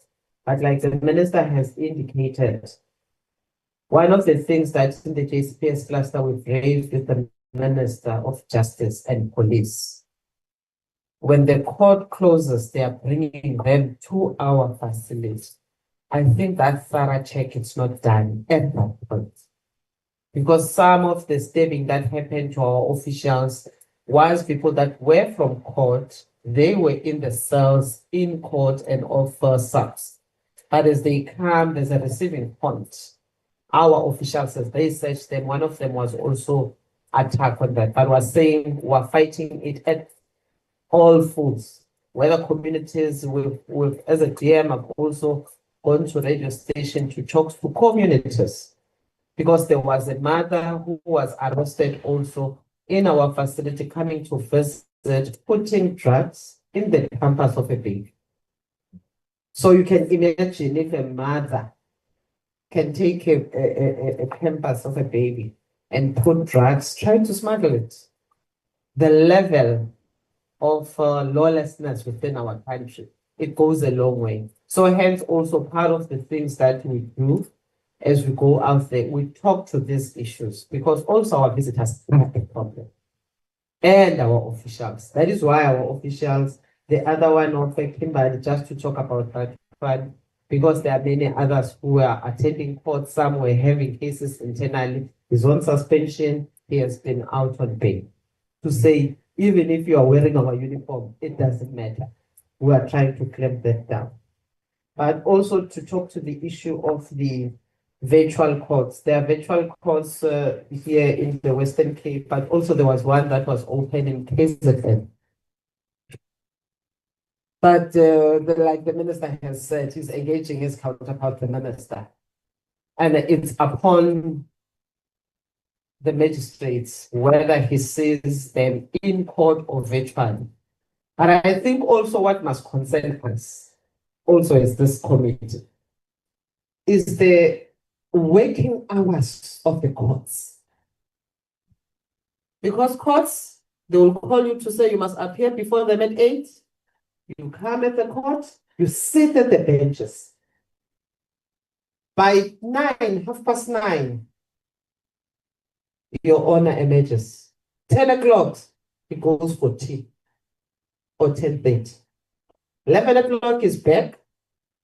By 1 o'clock, he goes for lunch. He has seen one person. After lunch, he comes back at 2. What happens? Remand tennis. He reminds all the cases. The effectiveness of our courts operating effectively is causing problem to correctional services. Because after lunch, there will be no case. They will remind every case. And as they remind them, where do they end up? Correctional services. Do we have bed space? Do we have money to feed them? No. So I think let's also, as this committee, also as we work, also JICS, take up these matters. Because really, we don't have control over magistrates and judges, how they must run their courts. But how they run it ineffectively, it affects us. And as correctional services, our budget is cut. Whether we have money or don't have money or no bed, if we don't receive them, the presentation indicated that we're in contempt of court. Let me just zoom into the statistics of January, which we presented before the portfolio. Just on remand detainees who are foreign nationals. You've got those that are active sentence foreign nationals. I will not talk to them because they're about 11,000 or 12,000. But the remand detainees that are of foreign nationals that should have not been in our books, maybe given a bail if the court was effective. They're sitting at about 23,000. Those 23,000 beds, they cause a strain on us. And most of those foreign nationals, when we're in Modapi, when we're in Johannesburg, they are sick, some of them. They cost our government money. They have specialties. You go to Hoshimampuri women, quite a lot of remand detainees, and some of them are sentenced for minor, I would call it minor. Shoplifting, they're pregnant, they get into the system, they're sentenced for 2 years. Why? They're abusing the system. And as the JCPS class have raised this thing, also with the minister to say, there was a woman who gave birth to 4 kids in our correctional facility. Why, Chair? Because they come to our system so that they can attend antenatal clinic, give birth in South Africa. Once they are done with their 2 years, they are all ready to exit the system. So our system is abused. So it is upon us as legislators and courts to be alive to these things, to say, how do we deal with it? And how effective is our deportation in terms of deporting those that are not supposed to be in the country immediately. You go to Home Affairs, those that must deport. How many do we have that are still within our folks who have done their sentence, but they are not deported? It's quite a strain. I am raising this so that as you look into correctional services, that these other role players are a burden to ourselves. And the issue of the beds that have not been fixed, also it goes to our effective workshops. I'm not sure, maybe they will respond to it, but our workshop also, it depends on us having the resources, whether we can do it. Not that we're piling them up because we don't like fixing them, but the steel and the things that are bought, it's money. Hence, also the issue of public works kicks in terms of maintenance and assisting us, because some of the monies that were due for maintenance is what we're using to respond to other issues that are a problem within the department, which are infrastructural, which in terms of the allocation, public works would have been dealing with those. So some of the things that the honorable member has raised, it has that serious problem. Then you've got your section 49G, which adds into your overcrowding, your section 49G applications, which are not approved. We're not succeeding. 1,000, I think a detailed report also can be given to a portfolio to see, to the select committee, to see how many applications were done, how many came back successful, and 90% or almost in other areas, 100% not approved. Where do they end up? Is that committee effective that must sit and deal with those things? And who presides over that one? It's not us. It's just President.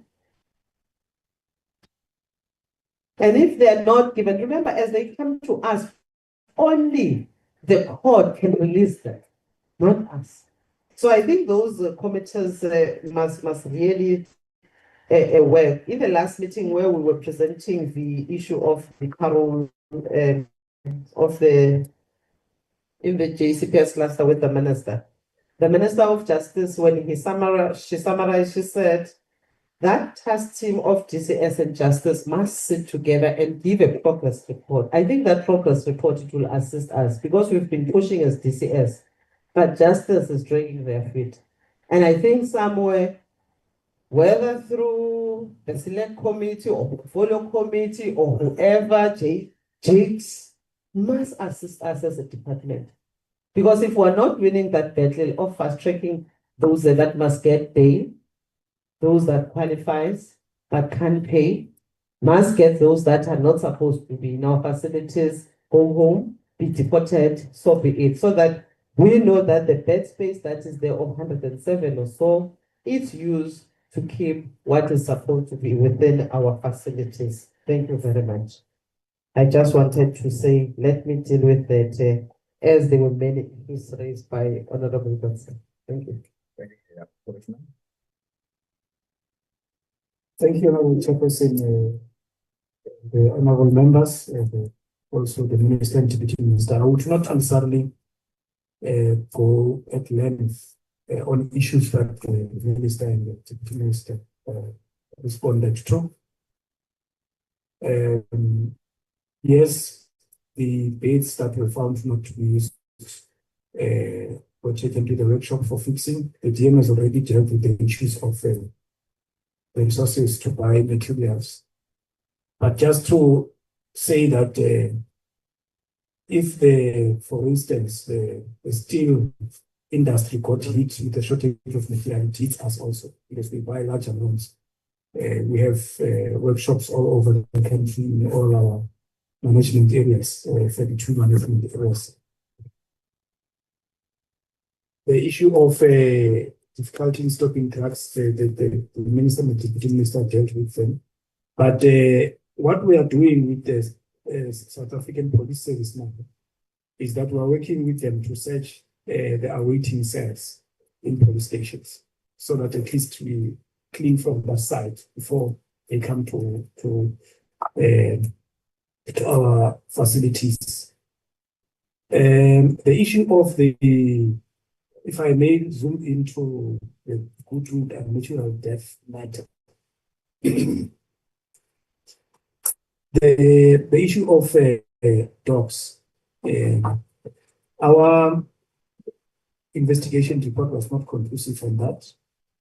And the post-mortem report indicates that his demise was caused by multiple blunt force injuries.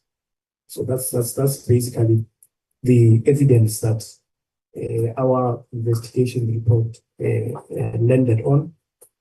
Of course, investigation reports depend on statements and witnesses and information coming forward and all that. Based on all the collected statements and witnesses, our report was not conclusive in that. The issue of who preserved the scene, I will not be able to provide that detail at the moment.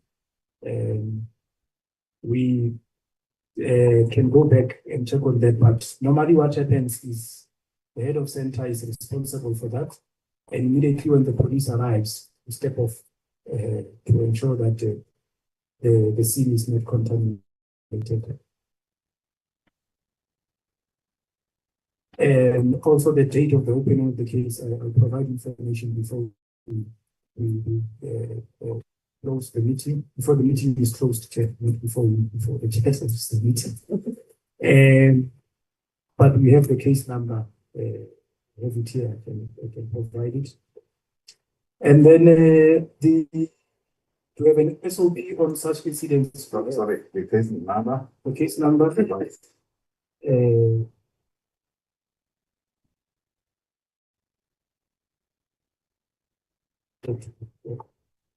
Sorry, just very careful, sorry. If not, then at an appropriate time, can come back. Yes, yes.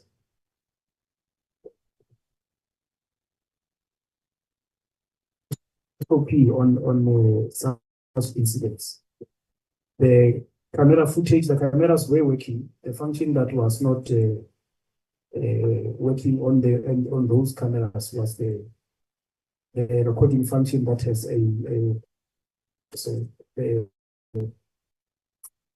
footage was captured, but for it to be retrieved, the recording function was not working at that time. That has been corrected.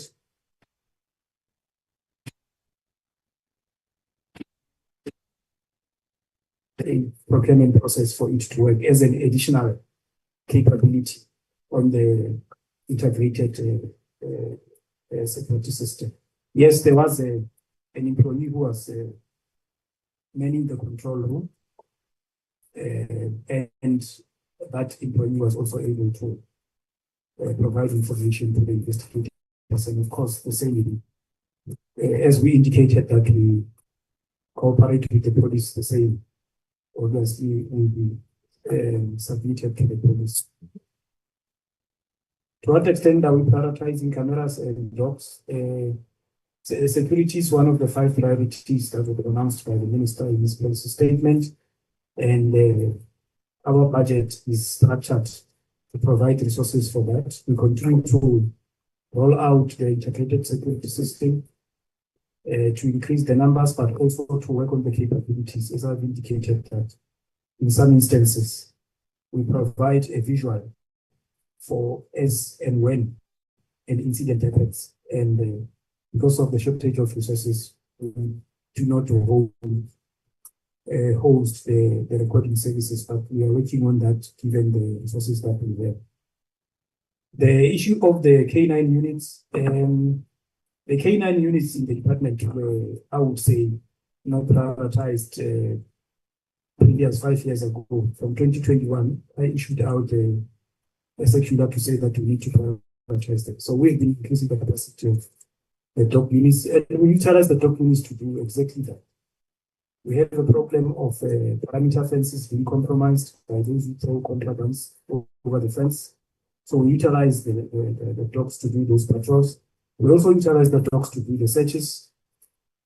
And We also utilize the dogs to do cell inspections because every day we're expected to do cell inspections. So where, for instance, our hands and eyes could not reach, the dogs are used to sniff out drugs. These are trained dogs. We work with the police. We get they're assisted by the police in training the dogs. And also, what is important is that we also need dog handlers that are trained. So, in as much as we don't have enough resources to employ more, it's a delicate balance. You get more dogs, you don't have dog handlers, so they become useless.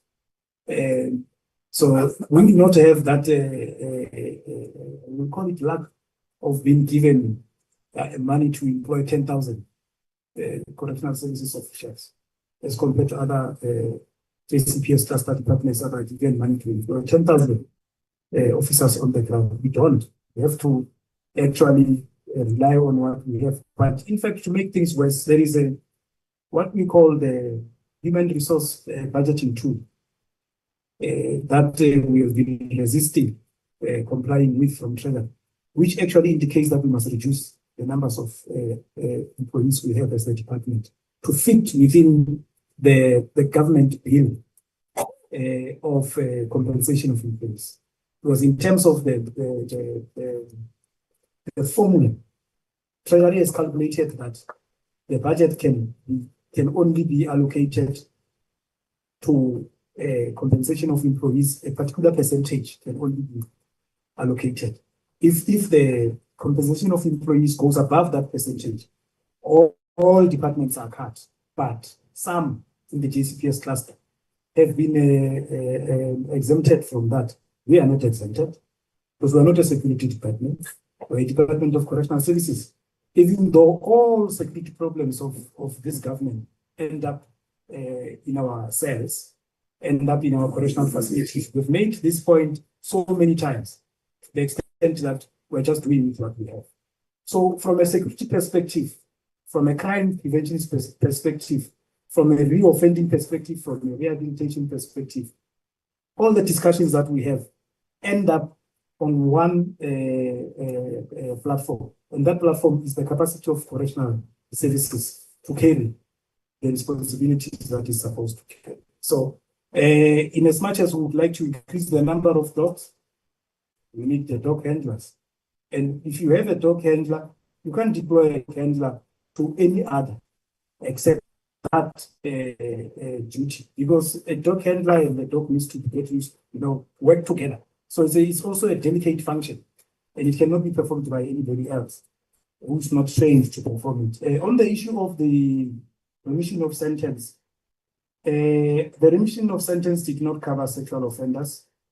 It excluded sexual offenders, those who were sentenced for murder and attempted murder. In fact, there's a criteria that we can provide to the committee. So I am not sure about what I would like to get to see the admission by Minister Lamola on that and really respond on the basis of that. What we know is that up to November 2024, there are 106 of those that were released that reoffended or did not comply with the conditions of parole, and all of them were rearrested. 106 out of the number that was indicated as the total number. Then the question on the parole policy, the minister responded to it. Thank you, Honorable Chairperson. I'm not sure if there's anything that I have not covered, but basically, those were the questions and the responses. Thank you, Commissioner. Yes, colleagues of Commissioner, anybody want to add anything? None. Thank you very much. Honorable Marcel, me and yourself, if we have got time for, after the question, there's a matter rising, we'll raise if we find time. Just keep them if it's interesting. Honorable Kai.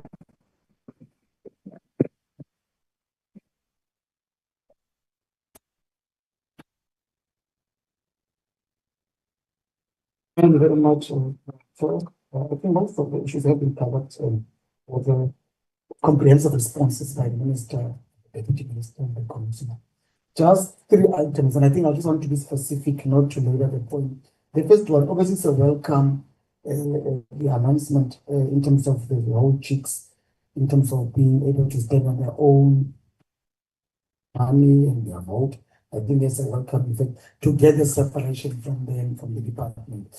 But one thing that I would just like to get a reflection on, and I think I've raised this issue with the minister when we had the question and answer session in the NCOP, particularly when it comes to the powers of the JICS in terms of their recommendations.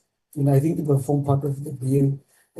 Just want to get a reflection there because I saw a report and a study done by Sonke Gender Justice, and they were talking, it's possible to say that, JICS will recommend, but those recommendations end up just being as recommendations, with no necessary powers for the department to implement those recommendations. Maybe just on a reflection of the bill, and maybe when the bill comes to Parliament, we will be able to flesh out those clause by clause, in terms of the powers of the JICS. So I just want to get the reflection there. And also in terms of we know about the financing, but in terms of the structure, because I picked up somewhere when he said the minister must approve for the structure of JICS. Maybe just to get a reflection as well that one. The lack of essential professional services, it came out from the annual report when we had JICS the other time, but I think you did speak to it. Mine will just want to highlight, coming from a small province, the Northern Cape, even though it's big in mass. In the presentation that we received from JICS, it says the small facilities such as Victoria West, DR, have no nurses rendering medical services to inmates. And according to the report, DCS finds it difficult to attract social workers, especially in rural small facilities. California facility has no educators. Those are some of the reflections that came from the presentation of the annual report of JICS. And I think now I'm being specific now to say these are the ones. Obviously, we know that the issue of budgets and attracting those professional services in those small areas. But we are a country, we need to cater and service despite the demographics from accessing. And then lastly, Chair, the dysfunctional of the parole board. When you receive the representation from JICS, they were very specific, and that's the word that they use, dysfunctional, as some of the parole boards. The presentation from the department says that they couldn't find any dysfunctional parole boards. All of them are functioning, but there are just those discrepancies in terms of maybe my reading of the facts there. It's I think it's almost like 13. But I did make some notes here. Vacancies of chairpersons and vice chairpersons. The presentation says there are 27 chairpersons and 23 and 61 community. And no posts were advertised in the same financial year. They are referring to 23 to 24. Those that were filled were in the 2022-2023 financial year. I just did a reflection on this as it helps effective function of the parole boards.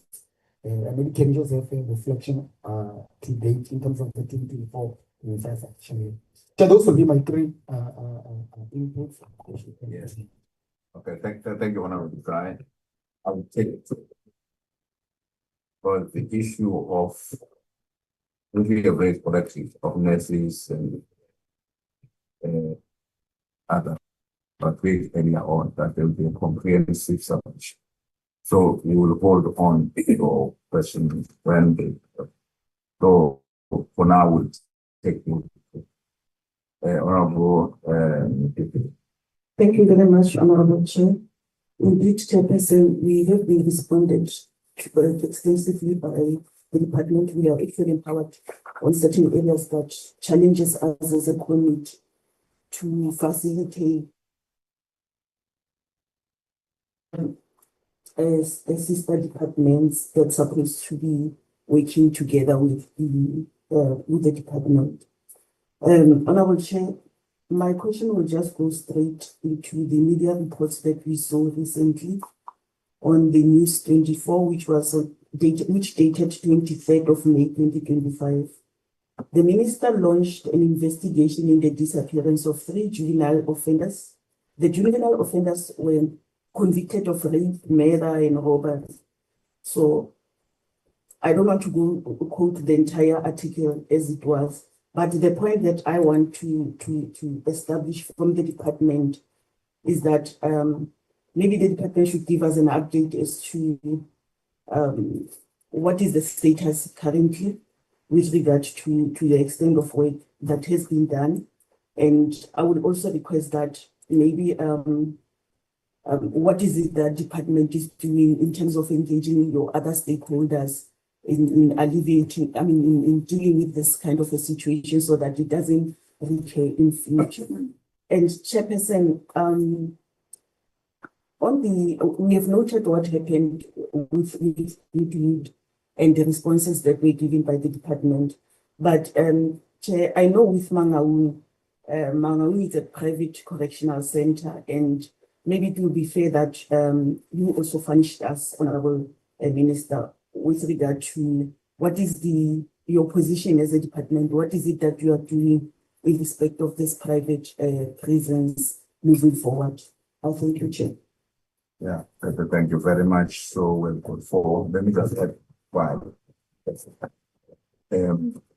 I must also echo the sentiment expressed by colleagues, Chair, as well, all of us to appreciate really the thing that far. Thank you so much, Commissioner, and all the colleagues in the room. In addition to the questions posed by my colleagues, for me, just on the remand issue, slide 1717, the department submitted a total of 19,391 section 63A referrals report, of which only 5,091, which is 26.25% excessive. And Commissioner, everyone else picked up this. The department further referred to 9,667 applications to court in line with section 49G, with a successful rate of 2.83%. I've heard your response there, not following up there, but my question around that issue is, what is the problem? Where is the stagnation in the implementation of section 63A? And what is being done to the benefits? That's the gist of my question. Yeah. Let me pause there.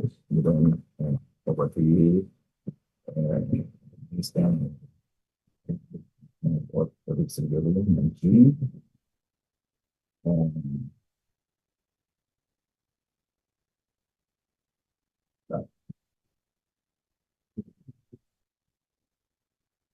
All of us.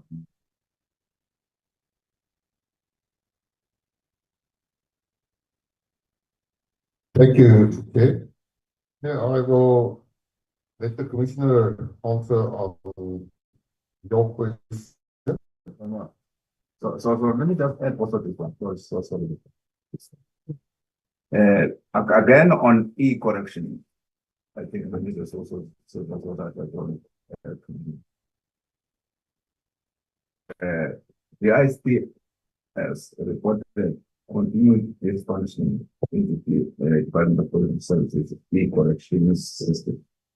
And the department report on this matter is on slide 24 and 25.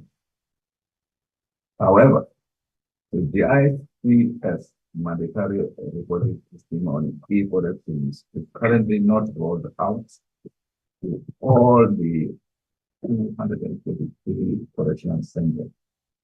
And those that are activated, is rated 163.4, that is 67% approximately, do not use it consistently to report. Then I would love Honorable Minister Education just to explain the challenges in detail in relation to the e-correction system and what measures are being undertaken between the ICS and the department to address this to ensure that the reports are received and the conditions are appropriate.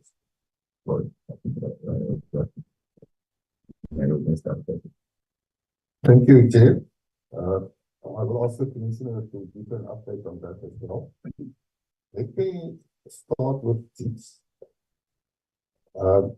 What is meant by the Minister to approve this legislation is that we must remember that there was a constitutional court case that determined the independence of the JICS.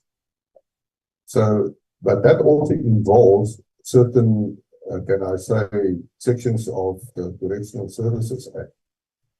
And that's why we are at this stage, as we mentioned, that there are meetings between JICS and the department to see what amendments there will be and the impact of that.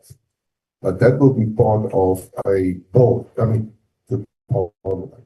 So that's where we are. It's not a matter that I can just make my decision on it. But when it is completed between JICS and Correctional Services, I have to take it together. So that is what we mean by that. On the other issues as well as JICS are concerned, the Commissioner can also respond. On the smaller centers with no medical personnel, Commissioner, you can also give us an update. Can I just say that on the parole boards, since there are no parole boards dysfunctional, although there are some vacancies, you must understand that a parole board consists of 6 members, and it is determined that 3 members are a quorum.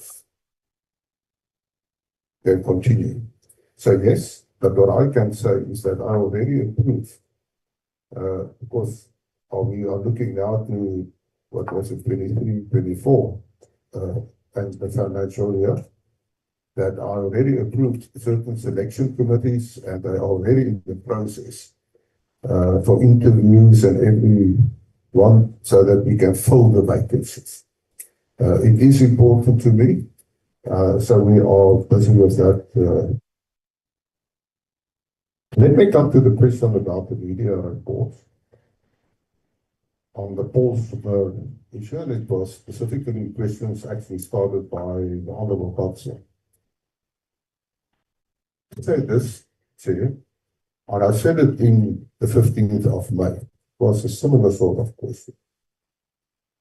Said that in a personal letter from Minister to the Honourable Member, I did say that the 3 members are in polls now. It has been questioned, and I said there that I am responding on the information I received from the officials. Now, yes, it is true that in the end it appeared that they were not there. I also said there that I will investigate the matter, and if this information was given to me, there will be severe consequences. But I must say to the committee, and I said there, I am open to criticism. I also said, I encourage honourable members to come forward with problems in our facilities, because, and I've used the term to say, I see honourable members as the ears and the eyes of the public, and that we can deal with that. But I must put it very straightforward, Honourable, that if I am accused of lying to Parliament,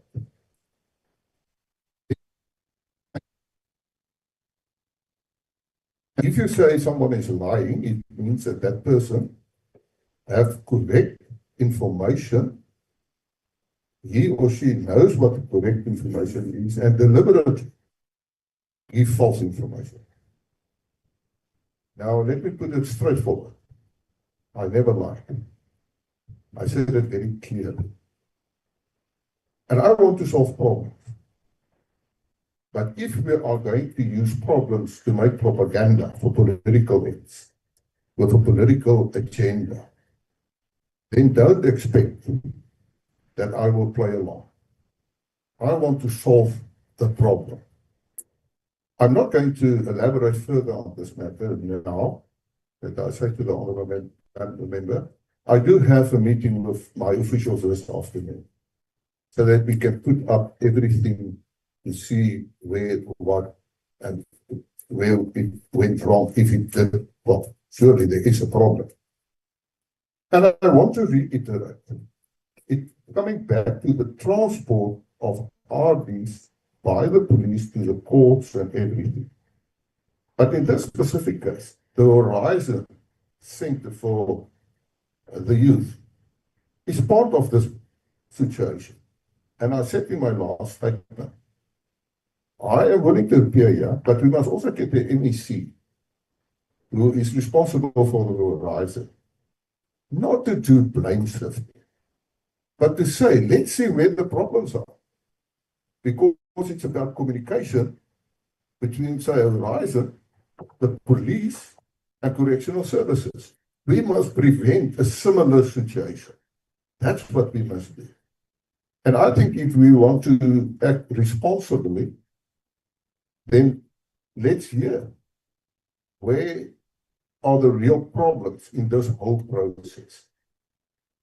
So this afternoon, I meet with my officials, and I want to solve this problem, but with the best interest of ensuring that this does not happen again.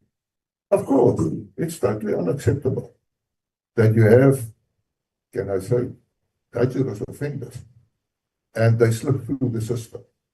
That should not happen, because we have a responsibility to protect our communities. And I'm willing to see how we can solve that problem.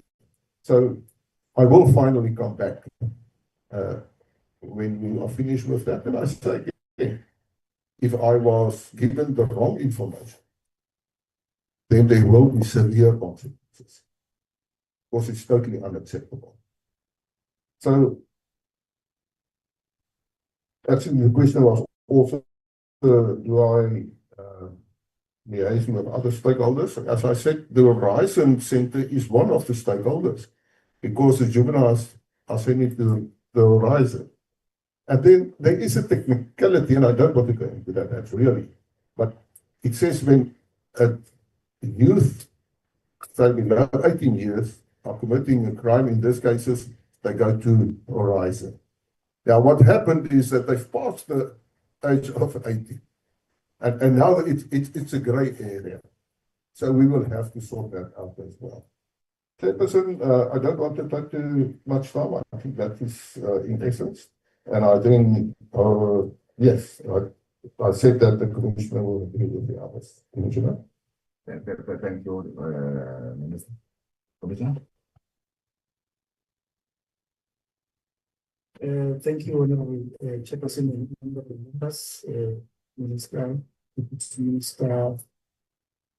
The issue of Mangaung, apologies, I did not touch on it, Honorable Chairperson. The same event we are giving to Mangaung, but Mangaung is different in the sense that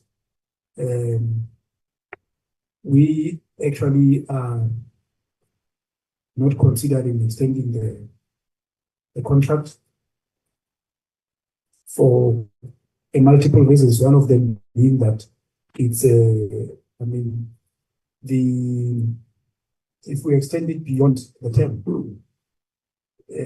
we'll be extending it, actually taking into consideration that all the triple P partners have recovered the costs associated with it. So basically, we'll be extending for no purpose but to say we are unable to manage it as Department of Correctional Services. And as it stands, we are able to manage it to the extent that we have put in place a takeover plan, that we are on record having indicated that because we are in court with the contractor as we are paying for the termination of the contract. If we succeed in court at any time, we'll be able to take over. So I'm very confident about that. And we'll also be able to preserve the capacity that Mangaung has, infrastructure as it is, and all other operations as they are. We periodically send our teams to go and assess all the systems, financial, infrastructure, security. So with Mangaung, that's where we are. At the moment, we have a temporary management system that is there. And that's why when you look at the case of Mangaung, it's different in the sense that the actions that led to the natural death happened without reporting normal operations to the temporary manager and the contract. So everything happened behind the backs of the temporary manager and the contract. Necessary approvals were not sought, and we ended up with an natural death, which, as I've indicated, is also investigated by the police. The issue of the e-correction system, the department runs with what I would call two legacy systems. That's the e-correction system. This system was developed with the assistance of CETA, and the system was supposed to integrate itself with what we call the ANR system. The ANR system is more on the remand detention side, and the e-corrections has more capabilities on sentenced offenders. Now, with that project not succeeding, and this is the history of the department,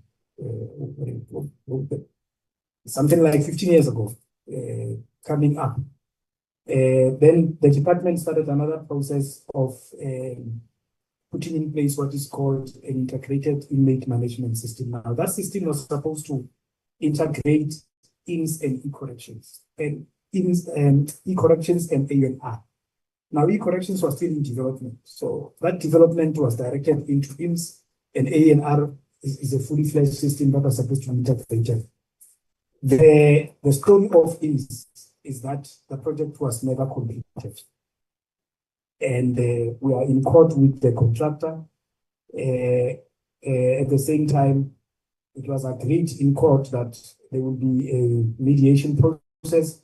That process is not concluded yet. So as it stands, the department does not have an integrated inmate management system. We're still running on the 3 platforms, and it's therefore presents normal difficulties in terms of interface of the system, and also ensuring that the information is integrated between the systems. With regards to JICS, the presentation indicates that we provide data through e-corrections, and it's data that JICS can access read-only because it serves the purpose that IMS would want it to serve. So that's what I can provide with regards to the e-corrections system. And I want to also request through Minister Honorable Chairperson that we can also provide a presentation or a report on the systems. Basically, it's an IT project that went wrong. Yeah, and we're trying to correct it, and it comes over the years. 243 million was spent on the system, which still at the moment is not in operation. And that's the problem that we are resolving. And it's one of the issues that actually has impacted on the department not getting a clean audit, albeit the fact that the department has an unqualified audit with the findings reducing year to year. The main issue that is stopping us from getting the clean audit is the IMS system, and we are trying to resolve that. I'm not sure if there's anything that I missed, but there's also the issue of the applications that we sent through the magistrate courts, section 63F, section 49G, that the Honorable Chairperson raised. Basically, that's the outcome of our pleadings with courts. I will take the issue of bail review. And that's why we are sitting with remandees that cannot afford a bail as low as 500. Is because the magistrates are not granting us that request to review the bail. There are a number of reasons. Some in some instances is unexplainable, in as much as in the regions and management areas, we have a forum where we sit with the police, with the magistrates, the judges, ourselves, and the Justice Department. The same forums are replicated up to the level of the National Commissioner, but at that level, the forum sits only twice a year, called by the Chief Justice. We look at those cases, and as I've said, in some instances it's unexplainable. In some instances, the same magistrate will say, I can give this remand detainee free bail, but next week this person will be in my court for another of these crimes that they commit, these crimes that they commit. So they end up saying, let this person be in a correctional facility, at least there will not be any crime committed. Now the problem goes beyond this. The problem is crime prevention. The problem is the societal makeup. If we are able to deal with the issue, and most of this are actually the youth that are in this category. So if we can get them off the life of crime, or if we can get them off committing crime, they will not have this overcrowding. That's why Cabinet approved the crime and violence prevention strategy that all government departments and the public is enjoined to implement. As it stands, we are at the mercy of the judiciary with regards to considering these applications. They treat them application to application, and then they make decisions. We are enjoined by the Correctional Services Act 2 and the Criminal Procedure Act to actually submit this application. So there's no instances where we don't submit them. We submit them, if I may say, religiously, and this is the outcome that we get in terms of the applications.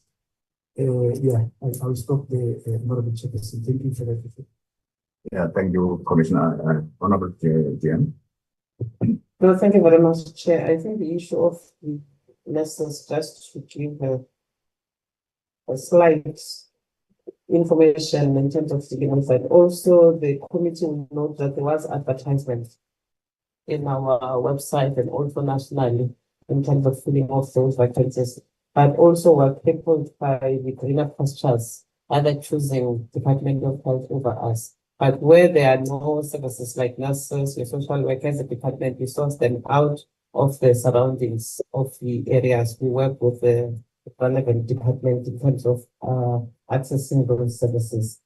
And then in terms of the issue of Mangawu, I think the National Commissioner has covered, but also a thorough consultation with employees, the partners, like he has mentioned, it has been thoroughly done in terms of the takeover as it comes nearer to a lapsing that contract. Thank you very much.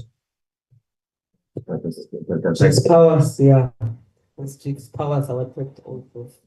The JICS vis-a-vis recommendations as possible or not. Very much. You are done. You're done. You must know the powers. You're on the powers. Okay. Yes. In terms of the current developments and the legislation and the drafting, we as the department or the National Commission has to give reasons to the inspecting judge for not implementing their recommendations. It's the inspecting judge and or JICS, and then take the matter forward beyond that. But we have to give reasons, which will be examined by JICS and the inspecting judge. But I didn't want to say more about it. I think the CEO can talk to that, because JICS also has got its own view on that. We are still in the process of draft, as it was reported earlier. Thank you very much. Can you pass on to Honorable Council to visit the JICS first before can come? if you'd like to.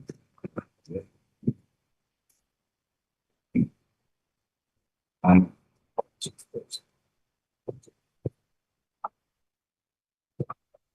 Thank you, Co-Chair, Chairperson, Minister DM, National Commissioner. Yes, I think what we're trying to avoid, and let me make it clear upfront, we're trying to avoid binding recommendations.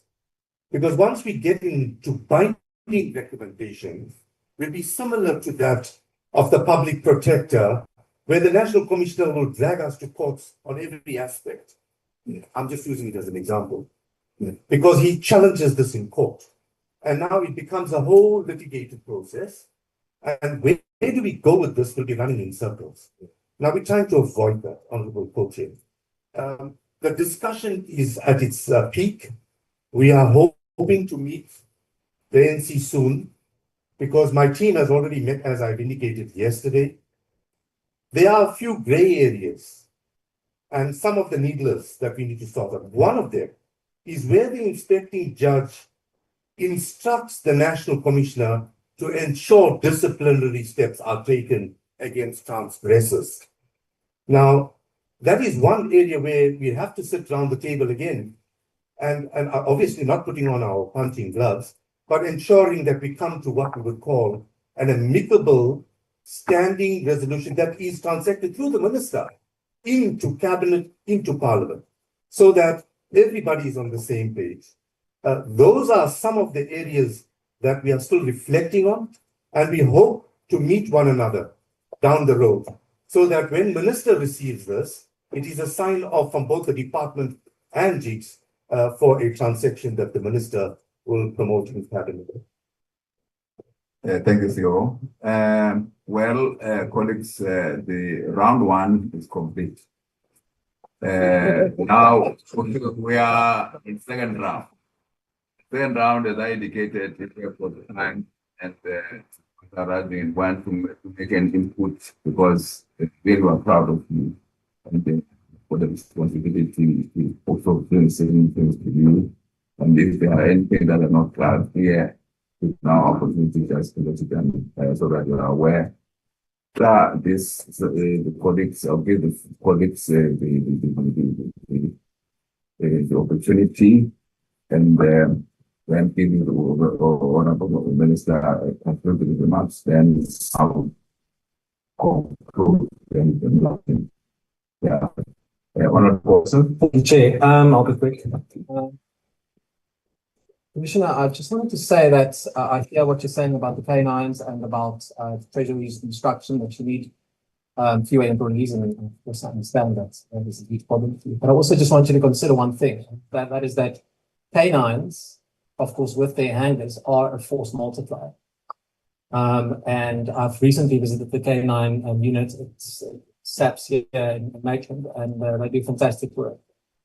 There's also a few handlers there who don't have dogs, so maybe you can chat with SAPS.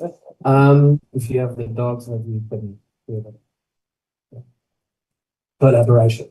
Then you said that the remission in 2023 did not include sexual offences. Yeah. If you go to Parliamentary Question 182, which was issued on 1 March 2024, and you specifically look in Annexure, which is an Excel spreadsheet with various columns, and in KZN, number 713, 767, and 739, they were rape, attempted rape, and sexual assault, respectively.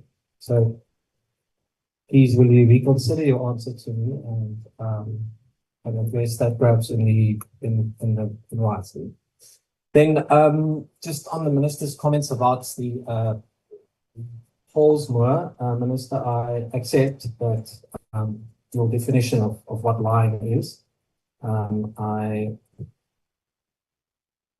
You will understand my predicament when I wrote to your office on the 12th to ask whether they are there, and I was told that they are remand detainees at Paulsmoor, and I went there myself on the 14th, and 2 were not there. One of them is a rapist. I also asked whether the victim knows that the rapist is on foot, and I have not been offered an answer in terms of how that is being addressed, etc. That worries me. It does work. The other offender, as you know, has been reapprehended, and that was really because a whistleblower and the community did their bit to make sure that he is reapprehended. And Mr. De Priya, who was only reapprehended because he reoffended, stabbed a young woman with a knife 16 times. So you will appreciate that I was particularly exercised when I was told by your office that that they were in Polsma and Miller. But I take the point, and I appreciate also that you made the point that there needs to be a joint cooperation. I did write to the chairperson of this committee to ask that there be a joint meeting with your department and with Justice and NSFAS. With respect, I don't think that meeting includes the Department of Social Development. And the reason why I say that is that the Department of Social Development does not have the tools to remand anybody anywhere. The Department of Social Development, in fact, brought a High Court application under case number 15777 of 2024, and they asked the court to vary the sentence of the magistrate. They also asked the court to vary the remand status. And particularly in the founding affidavit, they explain that these three offenders are convicted criminals. They then re-offended. They became remand detainees, obviously for purposes of the Blue Downs Court matter, because they stabbed a youth care worker. And all of that was contained in the High Court application, of which your office or your department was the seventh respondent. And your department filed a notice to abide. So I read the explanation, I heard your explanation, and I hear what you're saying about SAPS. But the point is this: on the 18th of July 2024, they were remanded to Polsma. They were again remanded to appear in the High Court on 25 July. 25 July, they appeared, and the judges made an order, not on 31, it was issued on the 25th. And when they left the High Court, they had to be remanded, obviously, again, they had to be sent to Polsma. Now, that part is still missing, and we must find out what happened. We must find out what happened at the High Court on that day. But the fact remains, the High Court said they must be in Polsma until October this year, pending the merits of the case. And the information that they are convicted criminals was contained in the application by the I don't believe they have a role to play. Where I do think they have a role to play is at a later stage, the Departments of Justice, Correctional Services, and Social Development must look at these incidents where youths are sent to these centers, and very clearly they should rather be in juvenile detention. I think that's the issue. That's where they should come in. But in this case, I agree with you, we must find out what happened. But your answer lies with the Department of Justice. And the same at Blue Downs Court. There's some serious questions to be answered there, and that is, Chair, why I asked for the Minister of Justice to also. I have posed parliamentary questions, and we'll see what comes, but I have directed that request to the Chairperson of this case. Thank you, Chair. Thank you, Honourable Member. Any member? It's me. Then, is anybody on the line? No, nothing. Chair, acting chair. Okay. Oh yes. Thank you, Honourable Mananiso. Yes. Thank you, acting chair. I just wanted to respond with regards to the input by Honourable Kotza in terms of the joint session. I think one has responded on the fact that I've indicated that it is not viable and realistic that at some point we would have all the ministers in the same meeting, because ministers at times they have other engagement with other portfolio committees. However, what we would do is noting issues of interest by honorable members when we meet with specific departments, as we did today. Most of the questions that we have put as part and parcel of the presentation, that comes from the department and JICS. It was on the basis that he has been consistent about raising other issues that needs attention. So for the fact that we want to ignore subpoenaing or calling ministers for specific issues, we have agreed that let's integrate all the topical issues from members as it when we engage with the department. So we would continuously do that. And I fully agree with what the minister could have said in terms of opening his door to say that when we have issues as it when they arise, let's communicate with his office so that we get swiftly responses at that particular time. So let's take that opportunity, rather not waiting for meetings, for formal meetings like this. We give the department questions to respond to for clarity, so that we don't even contradict what is happening in terms of the facts that departments are having vis-a-vis what we get from our sources or wherever we get this information. So that's the only thing that I wanted to say, let's utilize the commitment and undertakings that he has made to say that his door is open for us for any input or comments, so that we actually strengthen the cooperation between ourselves and the departments. That's the only thing that I wanted to say, Chair. And we will continuously interrogate and engage, obviously so, with all the departments regarding all issues that are being raised by honorable members. Thank you. Loud and clear. Thank you so much. Then we'll give you, and just for me, we're still on round 2.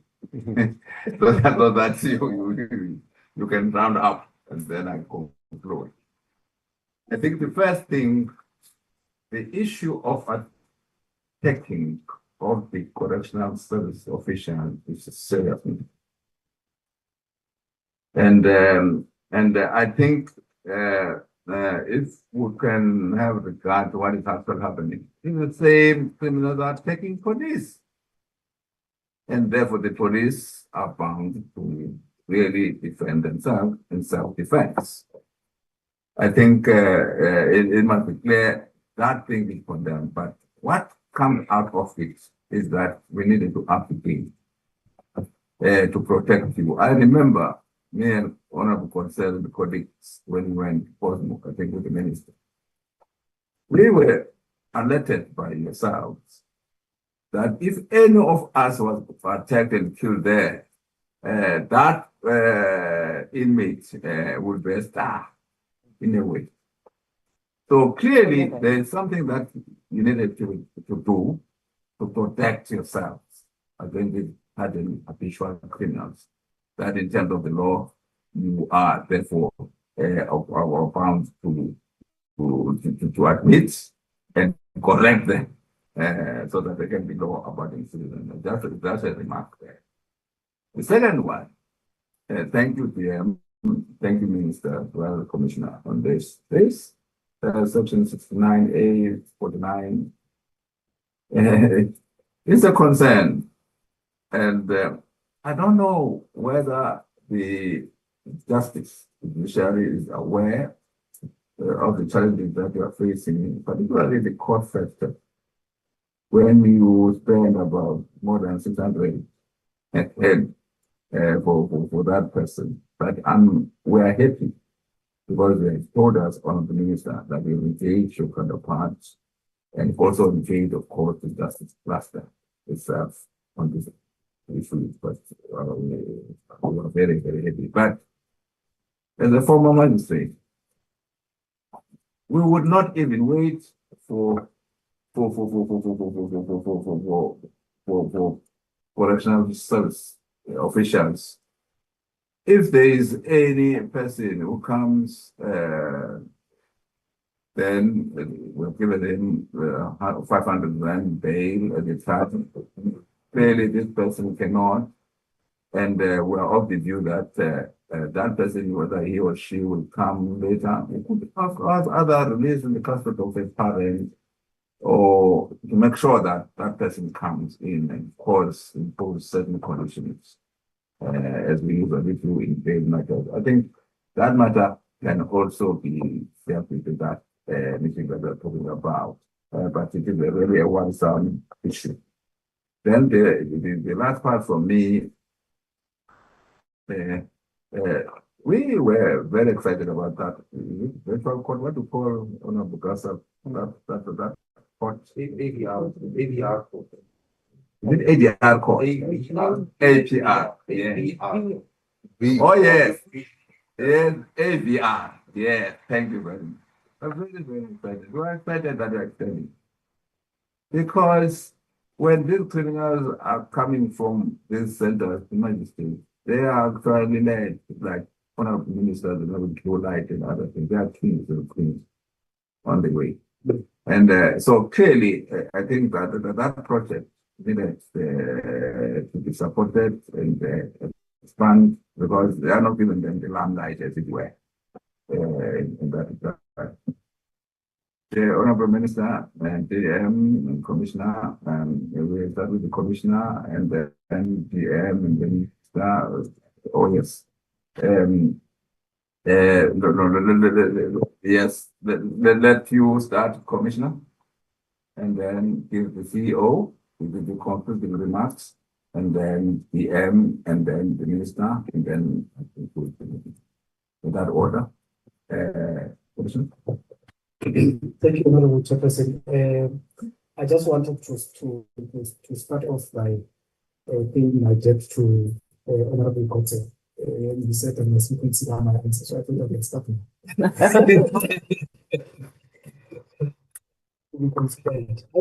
answered the question on the basis of the criteria that was set for emissions. There is a report that we provide to the committee about the process of emissions. And the criteria did not include those criteria. But in implementing the remission, in the release of 16,472, there is a category of those that were erroneously released. So they were released outside the criteria erroneous. And we have captured, covered those numbers also in the report. And the case that Honorable Goshen is referring to as an example of KZN, and I now understand the context of the response by the then minister. It was based on erroneous releases. So those erroneous releases are also captured in the report, and they were 7. It was 3 in Gauteng, 3 in KZN. 0 in LMN, and the numbers go like that. In the report, we are also indicating the steps we have taken against officials that committed these erroneous releases. Now, out of the 7, we were able to get 6 back, and 1 from KZN is still not back into the system. So that is the answer. And as I've indicated, we will provide a full report on the revision. Thank you, Honorable Chair. Then across to the CEO. JICS. Thank you for the opportunity once again, Honorable Chair. I think I want to go back to the Goodwood matter. We have almost finalized with our report.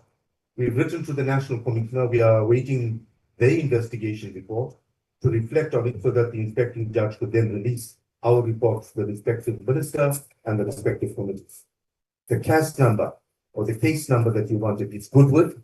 It's MAS 310/02/2025. It's 310/02/2025. I just want to touch a little bit on the heads of courts. And Minister, please, if I'm out of line, please help me. But I think it's one of the areas that's chaired by the Chief Justice, where we can get around the table and deal with all the complexities. And one of them stands out like a sore thumb, and that is RDs. And I think that's where we need to start and bring the NDPP on board, because she is the one that actually drives bringing cases before the court.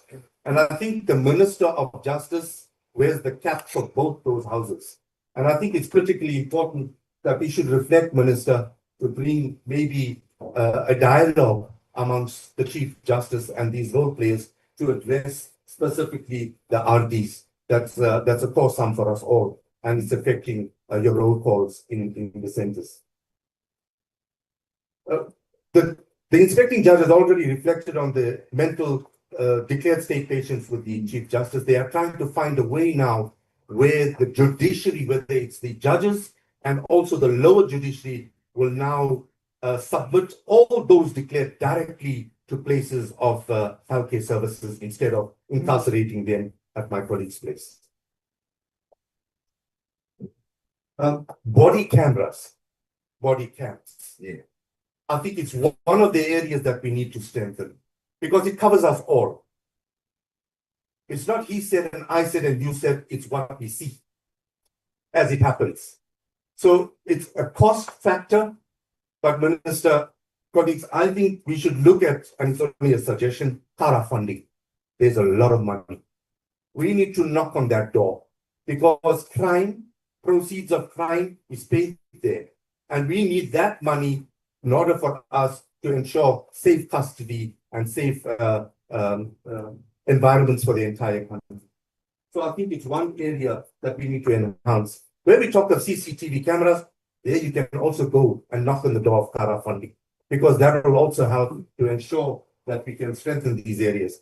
Why I'm saying this is because we continuously see contrabands coming into the centers. There's no control. X-ray machines don't work. Scanners don't work.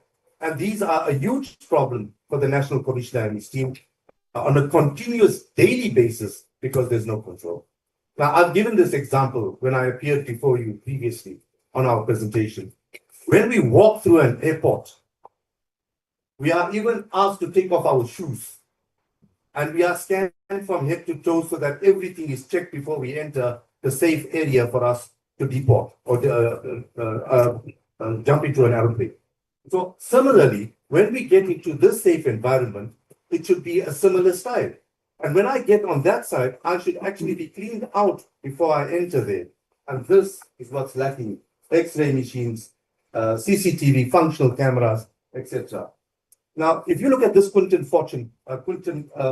Fortuyn's matter, the actual area that it occurred, and I don't want to let out my report to you now, but the actual area that it happened was a blind spot where there was no cameras. Now, one can tell lots of stories about this, but if you had functional cameras all around in the perimeters, then this would have not occurred, and the actual true story would have been seen. I think the AVR system has been touched on. Minister, this is one area again where justice needs to come on board. It is a cost factor where we could stop the ferrying of inmates just to go for a 5-minute postponement to a court where he could be dealt with from an AVR room from the correctional center to the courtroom where this functions are enabled. It's a cost factor, but it's something that you'd have to discuss with Minister of Justice and obviously these are my few reflections, Honorable Chair. I just wanted to register it here so that we could reflect further on it. Thank you for the opportunity. Thank you, Honorable CEO. Honorable DM.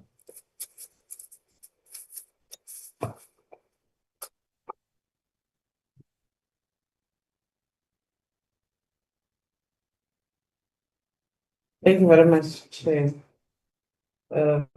Just on a lighter note to say, even in these highly guarded weapons recordings in the airports, drugs are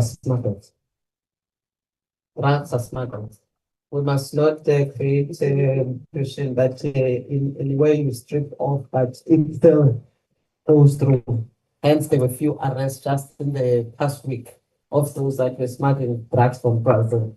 I am saying we must appreciate our challenges and our allocation.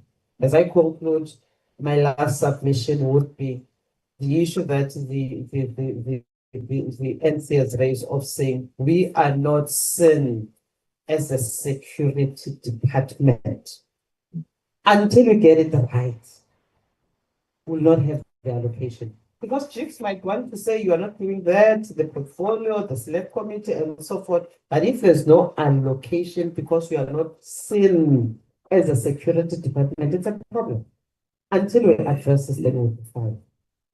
Because even the same CARA funding that must be shared amongst the JCPS clusters, it prioritizes police. and your home affairs a bit, and also your defense, not us. A little bit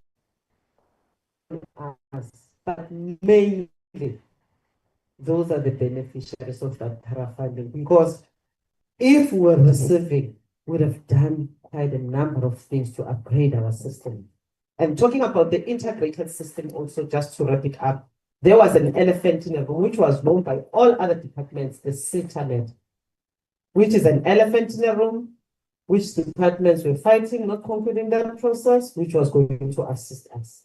So the matters that we've taken, even at cabinet committee, some were discussing cabinet to say, deal with the issues of SETA. But the last cabinet committee, when I was sitting, the minister and Chaveni talked to this, that the cabinet has expressed an opinion on that, because it's a matter that is a problem.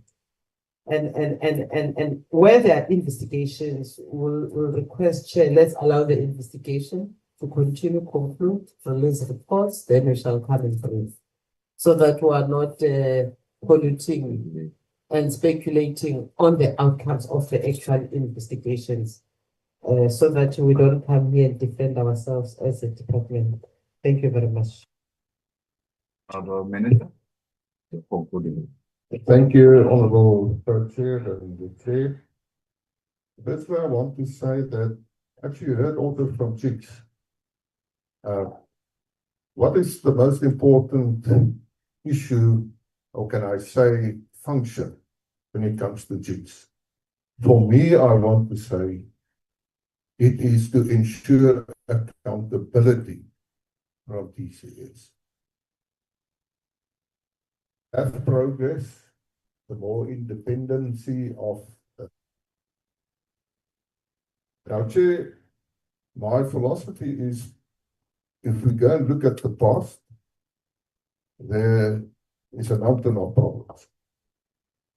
But I said also to my officials, it's no use that we always just do blame shifting. It was previous. We are confronted with many problems. And I call it problems. Sometimes people want to be polite and say it's challenges. Yes, the problems are challenges. Let's see how we can solve it. As leader of the Freedom Front Plus, even my own members at one stage said to me, but you are too honest with the media. The fact of the matter is, I also, my officials know that. We must be honest. It's no use to try to sweep everything under the carpet, because it will come out. I also have a slogan to say that in politics, nothing is a secret. And that is true. So, as far as that is concerned, we want to be honest. We want to say these are the facts. We are confronted with that. And if someone did the wrong thing at the wrong time, or whatever the case may be, there must be consequence management. That's the only way you can solve it. And I don't want to go in detail as far as that is concerned. I know, suffice to say, I hear what the Honorable Council say, and I'm glad to hear. And I didn't mean that we have to. He said I must appear here, and I said, let's bring together. I heard now about the justice, and I said, the chair is correct. It's not necessarily viable because it's going to say that and that and that. But then I said to the Honorable Council, you communicated with, and let's see between us, and I say us, between the ministry, DCS, and Horizon and the NEC. And by the way, the NEC visited me last year. And we said we have to see to certain issues. So let's continue with that. I understand politics. If we want to communicate through the media, I will communicate up to a certain stage. But then it's become a political issue. Out and out. I understand the Honourable Member is still young and looking at his future and all that sort of things, and I understand the role of the media and everything. It's good. I'm not offended by that. But And I say again, you agree with my definition of a liar. That's what you said. I did not lie. Because that, for me, is totally unacceptable. So we will solve the problem. I want to thank you, co-chair and the chair, for this committee. Every time I appear here, it is always a constructive meeting, which I appreciate. And as you said, if we look at the case in Woodwood, it was also an attack on our officials. 2 of them ended in the hospital and everything. And I know it's always a matter of what is minimum force or not. It's very difficult. But it doesn't matter. We are supposed to be well disciplined and to ensure that we keep within the limits when it comes to things like that. So from my side, thank you very much. And I know this is not going to be the last time. And I appreciate and welcome the inputs from members to see how we can solve our problems. Because this is a collateral matter. As members of parliament, as representatives of the people, we have an obligation to ensure to keep our people safe. And this is one department. Yes, we have many problems. And I think the National Commissioner has mentioned it very well.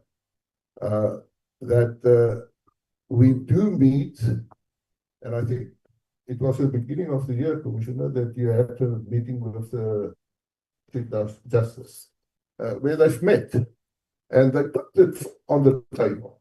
And they say the remand detainees are the problem. But I must also say that's a matter if you look at the Justice Department, they have a huge shortage of presiding officers. I mean, if you go and look at the backlog, just yesterday I heard of some research that when we take murder, and it was actually about the investigators, the huge shortage of investigators in the police. Only about 10% of the murder cases where the police know who the offender is ends up in our courts. That's frightening to hear that. And that's only on murder. So we have problems. We're part of the criminal justice system. From our side, we want to do our best, and I appreciate the support we get from this committee. Thank you, Honorable Co-Chair. Thank you, Honorable Chair. Well, Honorable Minister, GM, Commissioner CEO, Honorable members, thank you so much for very productive meeting. And thank you very much for being honest. Well, thank you very much for responding to our constructive, robust questions. And I really appreciate, on behalf of the entire leadership of this committee, thank you, and thank you, Chair, for actually allowing us to say. And we must also say, we notice the cooperation between the DN and the Minister. That is appreciated. Please keep it up, because though we may come from different parties, but what one is considered the law. We are demonstrating this, I've been demonstrating this. Thank you so much. CEO as well as the Commissioner, and please follow the through. Because when you as administrators, they depend on you and what you produce, and they trust you. Then at the end, we branded this and that by us, relying on what we give them. But if you work like the left hand and the right hand, we will go far. And therefore, thank you very much for coming, and thank you, tell the judge, because you are the one who actually caused to have this meeting. Because we felt from your report, this meeting is necessary. And indeed, we all appreciate that it is necessary. Keep up the good work. And the department also keep up the good work they have demonstrated thus far. And then the committee therefore requested full report on all the outstanding matters that have been raised to be submitted to the committee secretary within 14 days of this meeting as we have agreed earlier. Secondly, we encourage the department and GIS and GICS, sorry, to speed up the finalization of the JICS bill, and we look forward to processing that. And thirdly, the committee will, at a later stage, set up a meeting with the GIS cluster to address many issues, challenges, problems, Honorable Minister, that require us all to have an integrated approach. Thank you so much, Minister. Thank you, the Commissioner and CEO. Thank colleagues. Thank you very much for made us proud today. Continue doing that. Thank you, Chair. Thank you. And for giving us this opportunity. Indeed, teaching to the point, your time is 12:45 in my watch. Don't watch yours, 12:49. When we adjourn, then some lunch food. This Long live the chair. Thank you, team. Thank you. All the best, guys. Thank you. Sure.